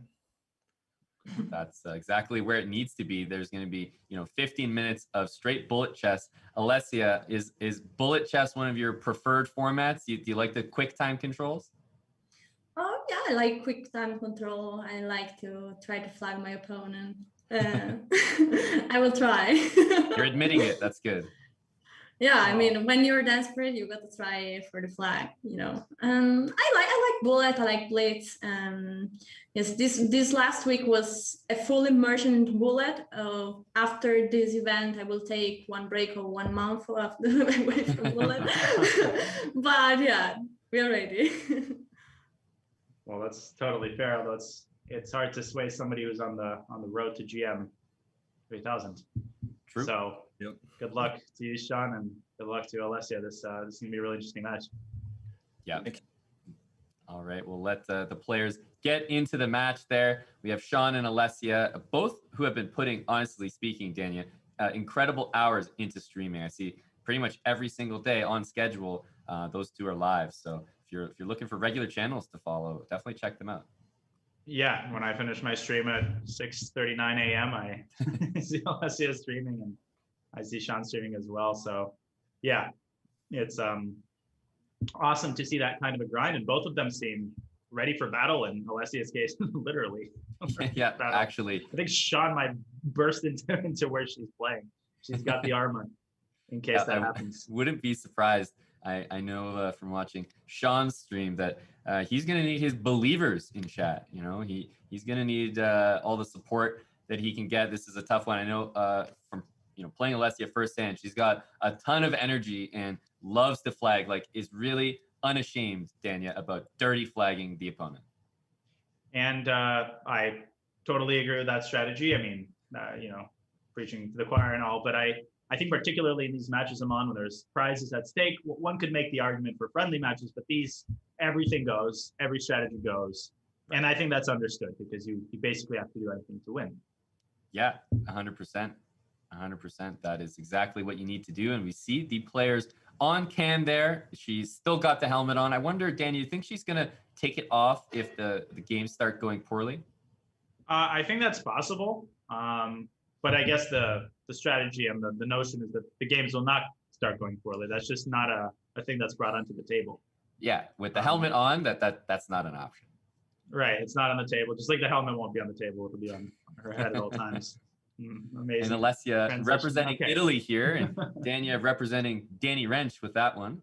Nice quip. Well, it's just as simple as a Hamilton and cheese sandwich. But let's watch the game. I'm sure you've never heard that one before. Bishop takes f6 there would have been good. That d5 pawn is very weak. Very weak, and I think this is the one chance. I was wondering if the knight was going to be taken or not. Right, and maybe they learned a little bit from the previous match. There's some sort of moral code with pawns. Okay, what is going on? Knight takes d5 there. It looked like a crusher. Right, knight d5, and pieces were loose, but actually Sean is looking pretty. Whoa! Whoa! Rook hanging! No! Whoa! He's still looking good though with the time advantage. Well, he's looking like he didn't notice that rook was hanging. So again, right. probably a good thing. Okay, queen g4 threatening, checkmate. e6 looks pretty good here. Yep. Careful for that rook on c8. Just hanging to some tactic. I love the aggressive play by Sean. Just full send. Rook e4 looks interesting. Queen h5 taking h6 maybe. Alessia has to try something, but f6 rook g2. Oh, careful for rook g2. And he sees it. Really good move by Sean there. He sees everything. e6 maybe. Queen h5. Uh-oh. Wait, let's watch that helmet. Let's keep a careful eye on it. Nope, it's not going anywhere. Alessia believes. I love the profile picture of Alessia there. It's like her face. Right, exactly. If the helmet wasn't intimidating enough. Yeah, there couldn't be more contrast. Sean just sort of has his hand on his head, sort of a thinking pose. Yeah. Like, like that sculpture. Who's that sculpture? Rodin. Rodin sculpture. Tanya's bringing more culture to this stream than I'm used to. Well, we have Viking culture by Alessia. I just got to bring in, the sculptures. Yeah, the Viking culture, but representing Italy here. Alessia, I know I'm not sure if she streams ever in Italian at all, but obviously representing Italy for the fans out there. Absolutely. And she's doing a good job in this position. I think she's got that positional control over the center, but her king, that f-file, is what really concerns me. In a bullet game, the weaknesses of your king are amplified because they're very hard to defend. It's time consuming. That's a good point there. And rook takes c5, light squares for this knight. I think. Die. Ooh. Rook f3. Sorry. There we go. That was a war cry I learned. This is not going to work out, unfortunately. The Vikings would not approve of this endgame. No, we need another war cry. Maybe just the king. Let's blunder the rook as well. Oh, I wasn't even noticed that was hanging. Maybe if we analyze this position as a Viking would end, we shall pillage the rook. She did pillage the rook. She's so dirty with it. That was unreal. That's unbelievable. But look at the time. She's got to move. Sean pre-moving a3, rook a3, little bit drop. What an unbelievable move. Unreal. I told you, she is unashamed. But she's got to move. Oh. And it doesn't quite by a hair. And that's what you got to do. Goodness. Don't stalemate. Wow. And so now, what do you think, Tanya, in this match situation where you're Sean, when you see that your opponent is capable of stuff like that, how does it change your mentality for the next games? Well, less pre-moves is the bottom line. You got to create a quick profile of your opponent. Then you just consciously have to say, I can hover over a square, but I'm going to take less risks when it comes to pre-moves. And you have to modulate that on the basis of who you're playing. So Sean's playing fast enough where he can afford that. He's playing super solid in the opening. And I think that's the change he needs to make. But DC would have won a piece there. Right. Knight b4. This is the type of knight, if you play a3, sometimes you can leave the knight there. Well, not with the bishop on a6, but sometimes you can open up the a file and hope for more. df4 looks good. Sean playing super aggressively, holding on to the initiative. This is looking a little bit grim, Aman, for Alessia's king. I think it's time to put that helmet on the black king. He'll need it. Uh-oh. And respectable move there. Just castling. If he plays bishop, if she plays bishop b7 to c6 and somehow gets that pawn, I think it's workable. Yeah. I mean, it's what's a couple pawns? But look at this, the queen e3. You're right. Chances created. Very resilient by Alessia. Will it be careful enough? For bishop e4? Yes. But then knight c6 check. Yeah, it's being set up, but it's not going to be good enough. Even queen takes is probably good. And Yep. And that's a big one for Sean. And she's got to resign. Yeah, there's no stalemate happening there. No. Got to go next. Go next. All right. And this is a very important game for Alessia. Okay, she's got some experience, playing the Speed Chess Championship. Maybe she has to bring that to bear, change up her strategy. I mean, this position looks good for her. She played this in her first white game. This is slightly better for white. But something went wrong when she opened up that F file. Exactly. She actually had the better position, I thought, and I was a really big fan of how she played it. Like rerouting this knight maybe to D2, F1, and E3. Instead, she says, "You know what? I learned from the last match. Give me that free pawn in the middle." Right. No, this is textbook opening play. The knight can come to D5 at the right moment. Queen back to D2 maybe. This is Nice. really good for white. Knight C5 maybe by Sean. Oof. Yeah, Oh, look at those pawns. Get yourself a pass pawn there. Don't mind if I do. Absolutely. Got the $1 pass pawn special here. I love the textbook, Russian school. Just trade the queens off and up a give pawn. up the pass pawn. Yeah, textbook. Dvoretsky and Emmanuel Page, 343 or 373. I keep confusing the two. I think a 343 is where you Yeah, under the pawn. Yeah. Yes, you're right. Yep. Sorry. Okay, and let's see. Rook's on the 7th, though. Speaking of Dvoretsky, that's actually in there. Yes, it is. Sean should have gone rook f6, and now Alessia just massacring the king side there. Mm-hmm.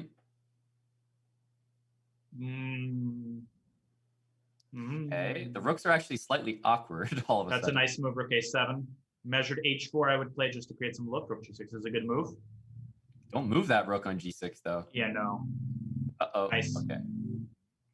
Rook g3 is good, but the king is out. All of a sudden, that king is Rook running wild. f7, yeah, you got to just snag all the pawns. But no ideas here for Sean.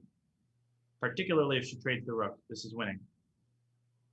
Careful. Oh, I was going to say maybe king f1 there with rook g2 for a draw, but right. that's all you can hope for here. The time is ticking. Is Sean quick enough? Alessia, it's got to be too fast here. Yeah, and it's over. Yep, and Alessia wins a big one. Yep. 1-3 is our score. Time, game. 7 minutes. It's a huge game. This one. Is that a huge game? I'd say, the last game and this game are, comparable in size. Comparable in hugeness. And Alessia with h5. And see, that's exactly the strategy I like. She's a tactical player. She's got to get these positions sharp. Sean, king h1, not a good move. Playing right to black's hands. Agreed. Knight f6, queen d7, bishop h3.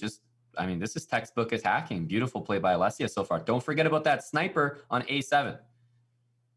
Right. Knight takes, okay, castles. That's a very nice move. Ignoring the pawn on f6, saying I need to develop. Really good. Yeah, that bishop is amazing on a7 and doubling rooks. Okay, knight c5 is nice.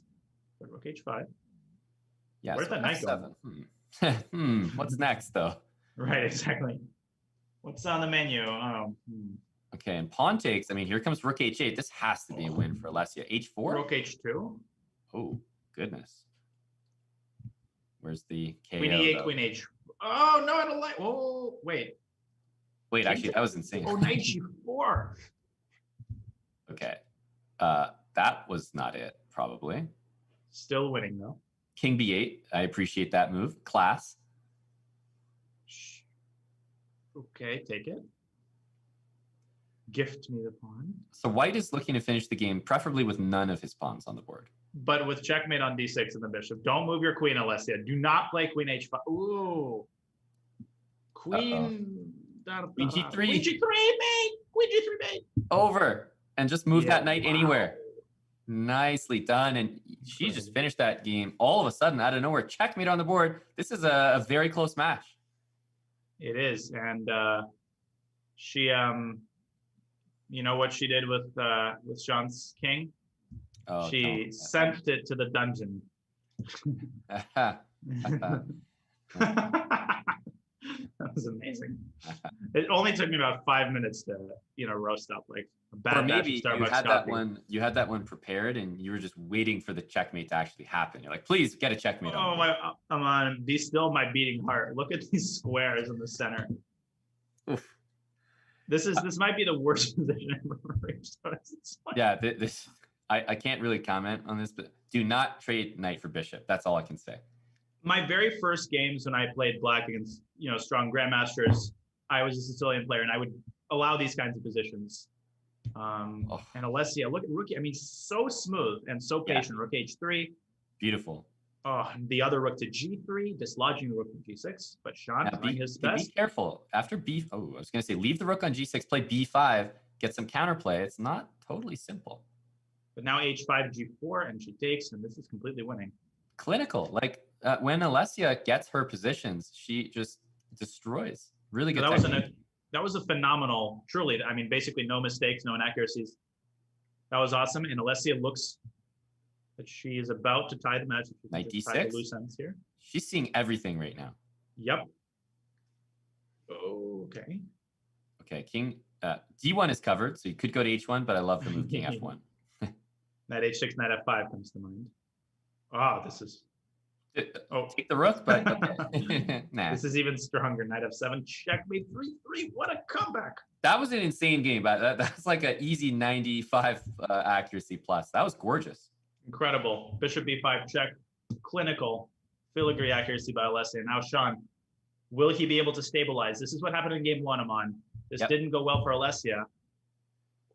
I would take that on f6, even though I know queen takes c3, knight d2 is not the best. I like just giving my opponent double isolated pawns and bullet. Practically speaking, in bullet, it's a good idea, but the 2 pawns up for Alessia. It's good position. No, this is actually fine for black. I think anyone who says something in an accent like that is trustworthy. Knight before, but 11 is the knight before wins basically wins the game. Again, but Alessia missing it. Kasparov couldn't quite conjure the move knight b4 out of Alessia, as it's there for multiple moves in a row. Yes, I remember against Corvo. I also missed, I missed many, tactical opportunities, but it is bullet chess, it only the young generation. Anyways, let's see this end game. No! Oh, no. As soon as you stop the accent, we see blunders everywhere. Tanya, this is your doing. Take the knight in 3. What's going on? Okay, not over yet. Look at that knight cemented. A6. Oh, that's not it. So the chance is knight e4 and rook mate on d1. That's the chance. Yes, but you don't want to get mated yourself. H3 by Sean would be a nice clinical move. I can see this happening. Oh, F5. F5? Oh, the wrong way. Letting the king out. Though. F5 by Sean now could be considered. Yep. Oh. Playing with some hot coals here. Start checking, Alessia. Careful. The king gets out. That's really important. Okay. I don't know whose side is easier to play here. Probably Sean. He's got the checks. Yeah, but at this point, with that pawn going down the board, I'd like to see her move the pawn. Unfortunately, she's moving the king, and it's not good enough. Too slow. She's moving too slowly. Yeah. Sean he's just demonstrating good experience here. He's no slouch when it comes to pre-moving. Yeah, and neither is Alessia, but I think she just started to tell herself, like, hey, let's pre-move a little bit too late. Right. Yeah, it's like I tend to draw the threshold sometimes at 5 seconds, and it's unconditional. Below 5 seconds in these endgames, every move has to be a pre-move. Exactly. Or you'll make one move, which takes you 2 seconds, and the game is over. Yep, that's the difference. We mentioned, the world of differences in bullet, especially when you're flagging. There is a technique to that. It is an art. Yes, it is. Thank you for acknowledging that. BC, what's a piece? No. There we go. And Alessia. Yeah, this might be her exit from the competition unless she can drum up some Alessia battle cry checkmate on h7. Yeah, so maybe I don't even know what accent to help generate, creative instincts. Oh, okay, creative instincts. I love this. And Sean, I love that move too. He's so solid. Good practical decision making. Bishop b5, 2 bishops. And up on time. So, okay, we're going to see a very telegraphed idea here. What do you mean? It was totally obscured. Why are you calling that obvious? You're very toxic. Calling rook f3 ideas obvious. Oh, man. There's a rook on h3. Oh, take that. Now it's a little unclear again. But Alessia has to move fast. e5 is strong. Yep. Sean keeping us cool here. F5. I would left the other rook to g3. Okay. Yeah, it's already seen. Don't take, mate. Oh, what a devilish idea. Got baited into it, and that is going to win the match for Sean, as I think he looked over maybe at the match clock. Both of the players did, and it became a realization. And Sean is fighting against the smile, I think. He's super nice, but I think he can allow himself a smile. And Alessia taking off the helmet, The helmet served her pretty well. That was an incredible comeback, Amon. But It was. in the end, Sean's nerves hold up, and he just played with high class and kept his composure, and he wins the final match of the first stage. Wow, that is quite something, Daniel. The match that we just saw there went down to the wire. I actually thought the comeback. I was a believer there in the comeback, but eventually not convincing. As Sean, credit to him, came up with this really devilish trick, as you called it, to win the match. Yeah, no, that was well done by Sean as he advances. And well, in a certain sense, Amon, one could say the fun is just beginning. Absolutely. Well, we are going to take a break as we have in the past, and remember that we will be back with the new guests for the next match in this Bullet Chess Championship All-Star event brought to you by SIG.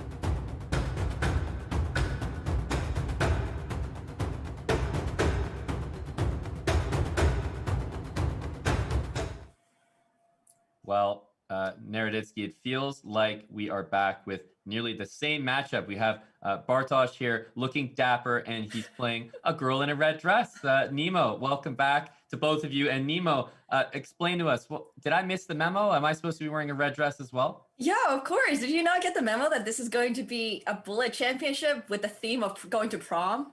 I like, you guys are over here, your hoodies looking a little bit out of place, you know, like you gotta be in a prom wear. Yeah, At least the whole participants, I guess, match to each other. So Yeah, exactly. I don't know how to pronounce this one, but this one suits well with Nemo's dress. So It's a bow tie. Yeah, a bow tie. Okay. Yeah. I wore the red dress because Alex did it. So I was like, oh man, if Alex does it, I have to follow suit. Sounds like you calculated the sartorial variations. But Nemo, you played the very first match. Do you feel sufficiently warmed up? Is that match a distant memory by now, or are you drawing upon the confidence that you gained from that match? How do you feel? Ooh, honestly, I'm a little bit scared. I'm not going to lie. I mean, Bartosz has been improving quite rapidly at Bullet recently. I think the first time I ever played a match against him, I won like super, super hard. But recently he actually beat me in a couple of matches. We've played 133 games together already. So the score is currently 80-50. Like it's gonna be 80 for me, obviously. But he's catching up. So that's the scary part. Yeah, that makes a lot of sense. Bartosz, what do you make of Nemo as an opponent? She says you've played 133 games, and do you think that the fact there's only 15 minutes of Bullet, you have a good chance against her? Yes, I guess today I have fresh mind, and also maybe I'm not the proper world champion in girls under 14. I'm not streamer for CLG, but I have a chance, I guess, because once I won a tournament in my city, Radomsko. I was Mistrzyni Radomska, so I guess I have an experience in playing tournaments, and it will be a good fight. So the most important thing there is that everyone is having fun. So thank you very much for that. I could participate there, and I wish good luck. Powodzenia. Powodzenia. Powodzenia. We're going to have to add that one, Tanya, to our vocabulary there. The players have wished each other good luck, and I can just speak on behalf of Tanya that we're having a great time, and we love the outfits. I already said I want to see more people flagging in suits and dresses from now on. So we're going to let you guys get into the match. Obviously, best of luck to both of you, and we will see someone with a little bit of Polish in them winning this match no matter what. Yep. Super excited. All right, let's go. Good luck. Powodzenia raz jeszcze. Essa. Essa. Essa. Yes, totally. I mean, I understood Powodzenia. Yeah, that sounds like good luck. Pobieda means victory. So, yeah, resident fake translator. Fake. Yeah, from now on, I'll just be conducting the interview. Tanya will be doing the translations on the side. That's right. Never knew that a North Carolinian could speak Polish like this. But again, they seem confident. It's awesome to see players so well dressed for tournaments, Amana. I think we could learn a lesson or two from them, couldn't we? We definitely could. But as with most lessons that I'm taught, that I need to learn them quite a few times before they're committed to memory. Yeah. No, as with opening variations and things like tying my shoes, repetition is very, very important in the life of a grandmaster. And I feel like there's this pre-game stage where the players are like shifting around and moving around and trying to find the ideal sitting position, and you can just see it. No, you really can. You see it on both sides here, and we've seen it almost in every match so far. I think it's probably the suit, and the dress. It's like that formal attire. They don't have the comfort that these hoodies that you and I have here, Tanya. No, that's everybody's jealous of us. That's they recognize they made a mistake, and the game is underway. And Janusz, that's the Schliemann, and he said he'd be playing this in the pre-stream conversation, and he's a man of his word. We have a Rai Lopez Schliemann variation. Right. And the Polish flags donned by both players here. Wow, look at that. Actually, I think there was 95 missed there in that position. Yep, previously. I agree. I still like Nemo's. Well, queen takes e3 check was interesting, but solid by Bartosz. Mm-hmm. Yeah, definitely. I think the time, though, starting to really favor Nemo, unless we see... Oh, and that's a piece. Oh! And you know where Black may need to go after that? He may need to hit up the Bartosz to that game. That one was... I the local Bartosz. Yeah, well, if there's one thing that we do know, it's that his local performances are what he's leaning upon to win this match. So I definitely co-sign that suggestion. No, he's a city champion. I think if Nemo had known that he was the city champion, she wouldn't have shown up for the match. I mean, this is too much to handle, really. That's why he revealed it only Yeah. during the interview. Out of No, I respect. don't understand. The bow tie though, that's the real intimidating element. Yeah, no, it's nice of him to it's almost like he took the dress from Botez live and turned it into a Botez live, and he came here with that instead. Oh my god, no. I ran out of I should have gotten shampoo, as in the drugstore today. I just trying to didn't know how bad these puns would be. Listen, you started something, you gotta roll with it now. Roll. I started the highest class of puns, and you took that down a notch. So we'll hash that out later. But what Bartosz is trying to hash out is his pawn structure in that d6 pawn. And knight c4 is gonna. Well, that's a pawn for white. Hashing out done there. Oh, crunch. Yeah, and I think just trade F6. everything. F6 wins on the spot. We are in the school of simplification here, Daniel. Are you sure you're not in the school of making draws and winning positions? That is one of the classes in the school of simplification. Yeah, yes. Exactly. No, it's winning, but barely. Yeah, winning. Yeah. F6 though. King C4, F6, F7. He's not seeing it. F6. Okay, Yeah, yes. run that pawn. There you go. F7. Oh. That's Radomsko. Technique demonstrated by the champion of the city of Radomsko. Exquisite. 1-1 is the score. And this is sort of what we expected from this match right here. Obviously, Nemo has the head-to-head advantage, but it all comes down to this match right here. That doesn't really matter on game day. Bartosz played A6 on move 1, just informing, and he's got a great position after 9 moves. I think he might actually be just better. Close to winning here. Queen A5, B4. Yeah, Queen A5 is going to hurt. Okay. Queen A5, taking maybe a little bit premature. Yeah, Queen Nemo A5 we're all waiting for. It's got to happen at some point. He's holding back. It's going to happen on the next move. I prophecy. Well, here. There we go. Yep. We will accept that prophecy. Bishop takes C6 could have been considered, but Nemo deciding to bring her pieces in. Oh, look at that. Knight F8. I mean, knight on G8 feeling a little lonely. Bit of company there for him. And Nemo, I like what she's doing, bringing her queen in, but Bartosz saying, no, you're not. And hang on, we're actually seeing like all of a sudden black is sort of clogging all the holes, and knight B6, knight A4 might be happening. Yep. This is, I don't even know who's mating whom. And it appears that Bartosz is the upper hand here with Nemo now 20 seconds. Yeah, the evaluation bar is just on a seesaw at the moment.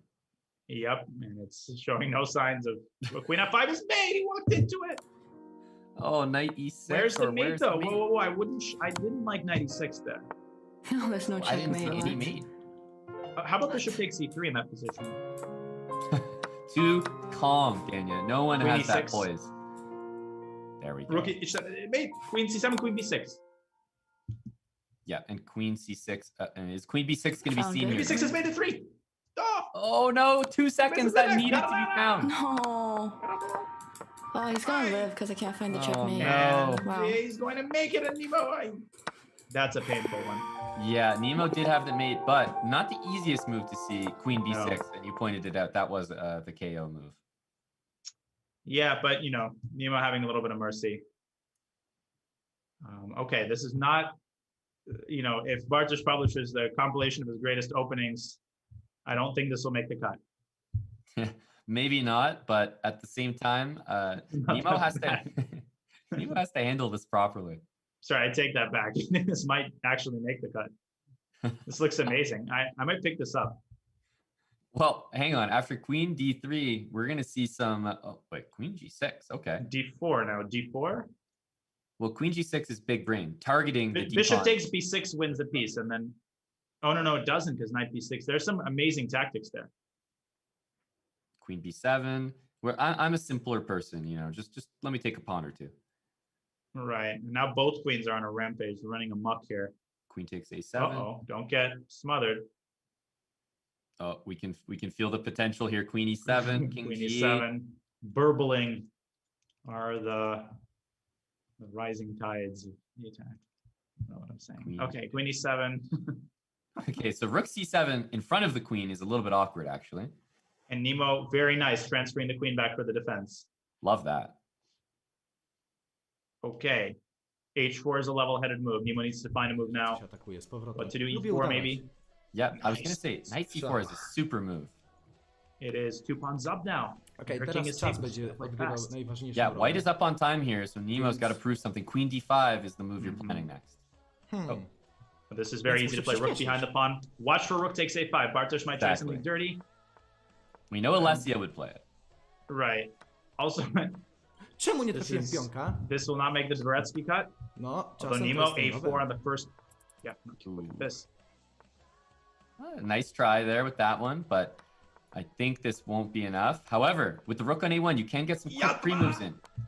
No, I Oh, wouldn't have no. taken no. King e2, e4, e3. This is it. Nemo's got to move. Okay, and you have to win this with the Yeah. queen. Cutting off the king. You see what Nemo's doing. Very professional. Żeby nie dała mata. Trying to cut into white's pre-moves by strategically placing the queen on squares where it Jesteśmy blisko. stops the king from accessing pre-movable squares. Exactly. And I see this this knight g8 line against e4, e5. Such a hilarious line. You develop your piece, get attacked, and say, you know what? I'll reconsider. Apparently, it's called the Brooklyn variation. Interesting. Name. Today I learned. I wonder who the first person was to play knight g8. Probably Brooklyn Beckham.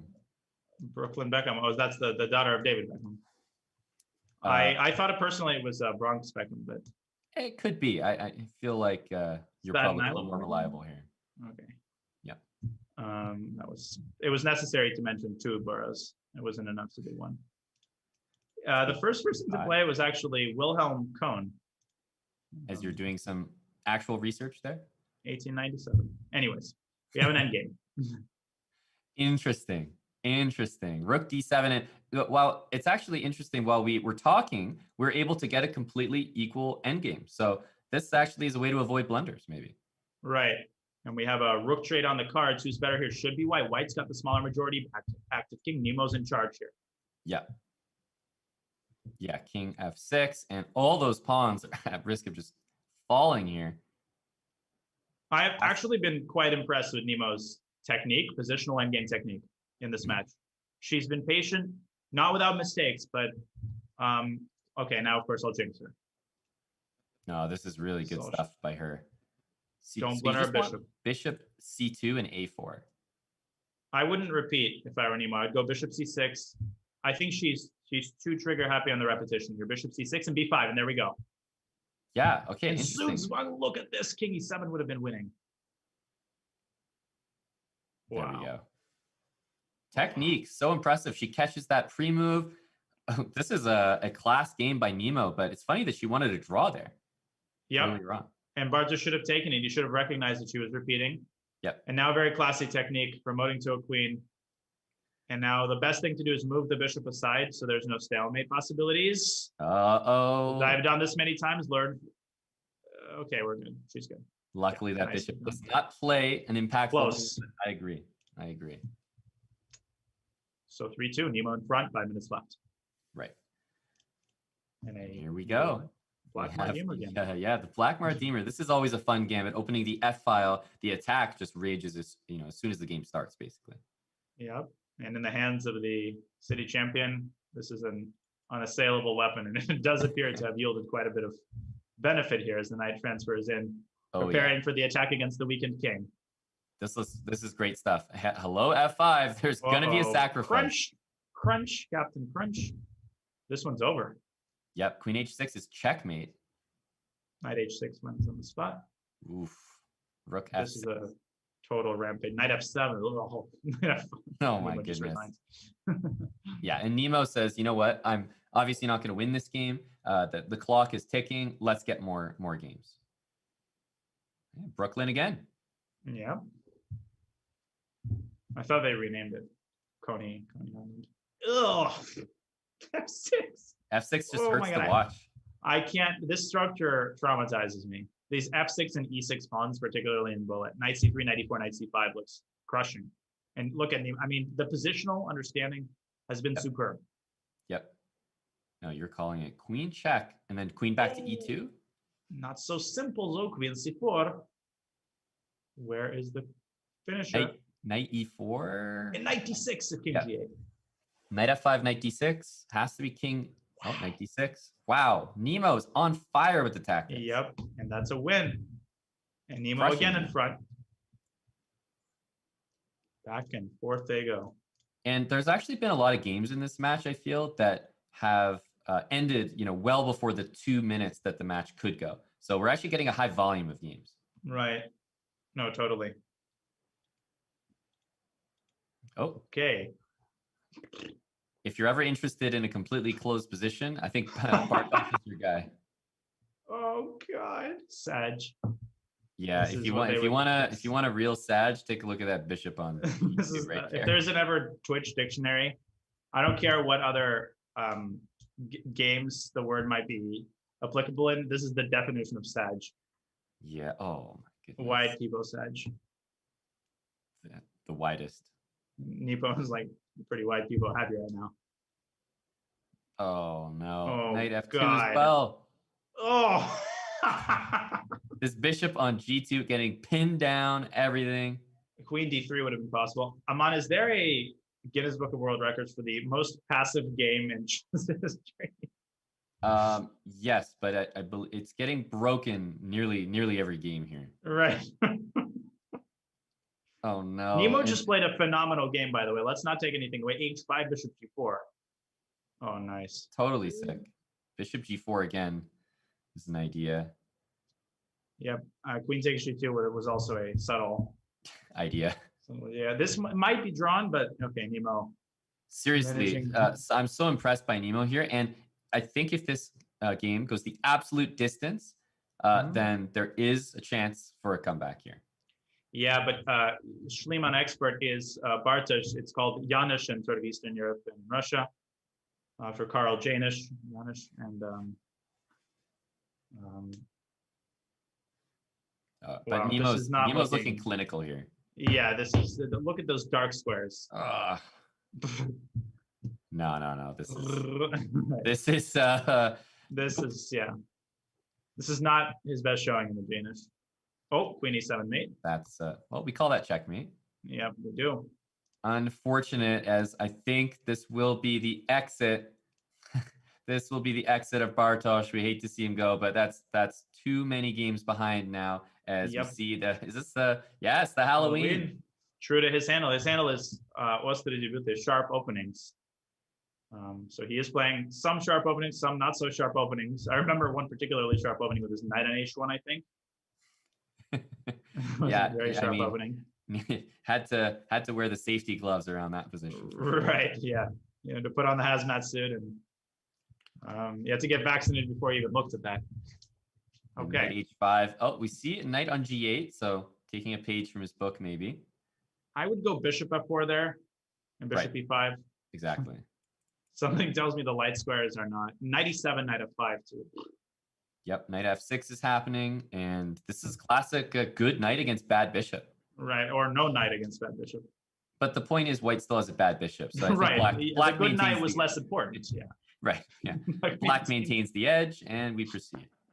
The absence of a knight is quite irrelevant here, and there could have been an absence of a bishop, right? I'm on after rook takes D3. There could, but it's actually a bad bishop, so you don't generally want to remove that from the board. Right, it's actually a net negative.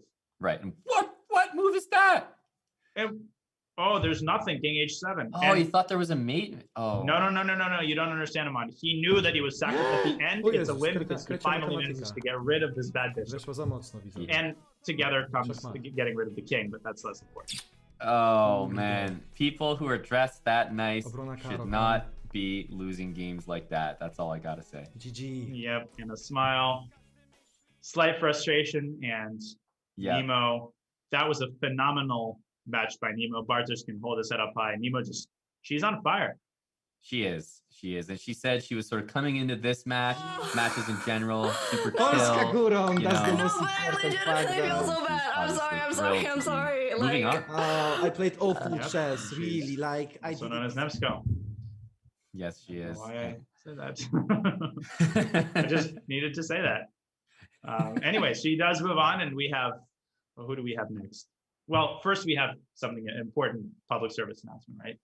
Yes, we do have a few things coming up, so don't go anywhere, guys. But before that, we want to make sure to give another big shout out to our presenting partner. Do you want to use your gaming skills in your career? Don't forget Susquehanna International Group. That's SIG, Tanya. Is the leading global proprietary trading firm. It uses game theory and decision science to win in the financial markets. And to learn more about SIG, visit sig.com/chess. /chess. Slash has to be /chess. It has to be. No, It can't that's just what be we're- SIG. That's the game we're playing here. It is. What a bridge. And that was professionally presented, Amon. Thank Kudos. you. I mean, I don't. It's unfortunate when I stream with Robert. He gets to do all the fun stuff, presenting the partners and the sponsors. So it's just a privilege that it gets to be me this time. Right. You get to put on the NPR voice, but I'll get to refill my coffee. Or so the rumor has it. The rumor has it. Guys, I hope that you're going to stay here for the upcoming matches. As always, we'll get those players in here. But as you heard it, Tanya needs a coffee refill. And we will be right back with the Bullet Chess Championship All-Star event presented by SIG.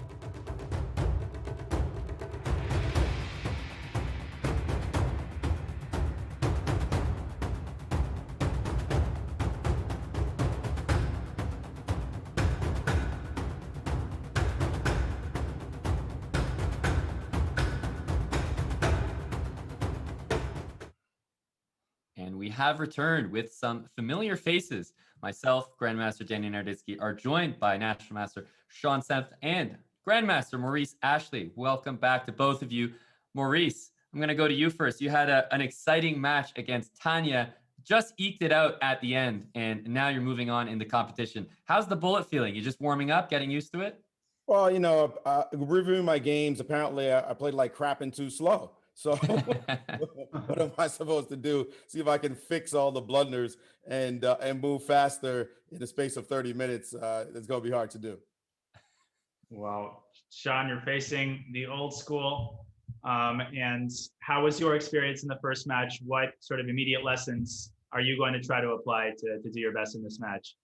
Yeah, I definitely feel better being warmed up, but I feel like I gotta play faster. I mean, I'm gonna blunder either way. Might as well do it fastly. That's almost the best piece of advice I think we've heard on the show. I think a lot of us could use that one. Maurice, you were talking about your speed. There were, some time scrambles where you had every pre-move working, and then some time scrambles where it felt like you couldn't get the pieces going. So is it a matter of just getting used to it, or are you thinking about maybe turning auto queen on for the next match? I think that is what it is. This is the kind of thing where you have to practice and practice and practice. If you don't do it, then stuff just flies by you and you're like, how did I miss that move? Some of you never miss in a classical time control or even blitz. So it is what it is. I've just got to put it on and, again, hope that he blunders enough and I notice enough of the stuff that I win the games. Fair. Absolutely. Maurice, one more quick question. Do you ever hear your own commentator voice when you're playing in some critical moments, or Yasser's voice? No. Because of how often you collaborate. No, you're able to switch. I know we talk a lot. I know we talk a lot of trash and all that good stuff. But it's funny, when I actually don't even recognize my face when I play. When I see pictures of myself or videos of myself, I'm like, who's that guy? He looks like a killer. Like I look mean and angry and ready to go. So I got a focused face when I'm playing. I'm not thinking about anything else. Yeah, that's awesome. Yeah, we all need a good poker face when we're playing. Sean, over to you again as we're about to get into this match. But anything you want to say to some of your notorious believers who I have seen frequenting our Twitch chat? Yeah, this one goes out for my believers there. I'm gonna try and make them happy, play with some speed. Got it. That's awesome. Well, we will not delay the inevitable any longer. This is an important match to get into. Maurice, Sean, we'll leave you guys to it. Best of luck to both of you. Thank you. And the prize fund you can see there, Tanya, is ever more relevant as players are getting knocked out one by one and whittling down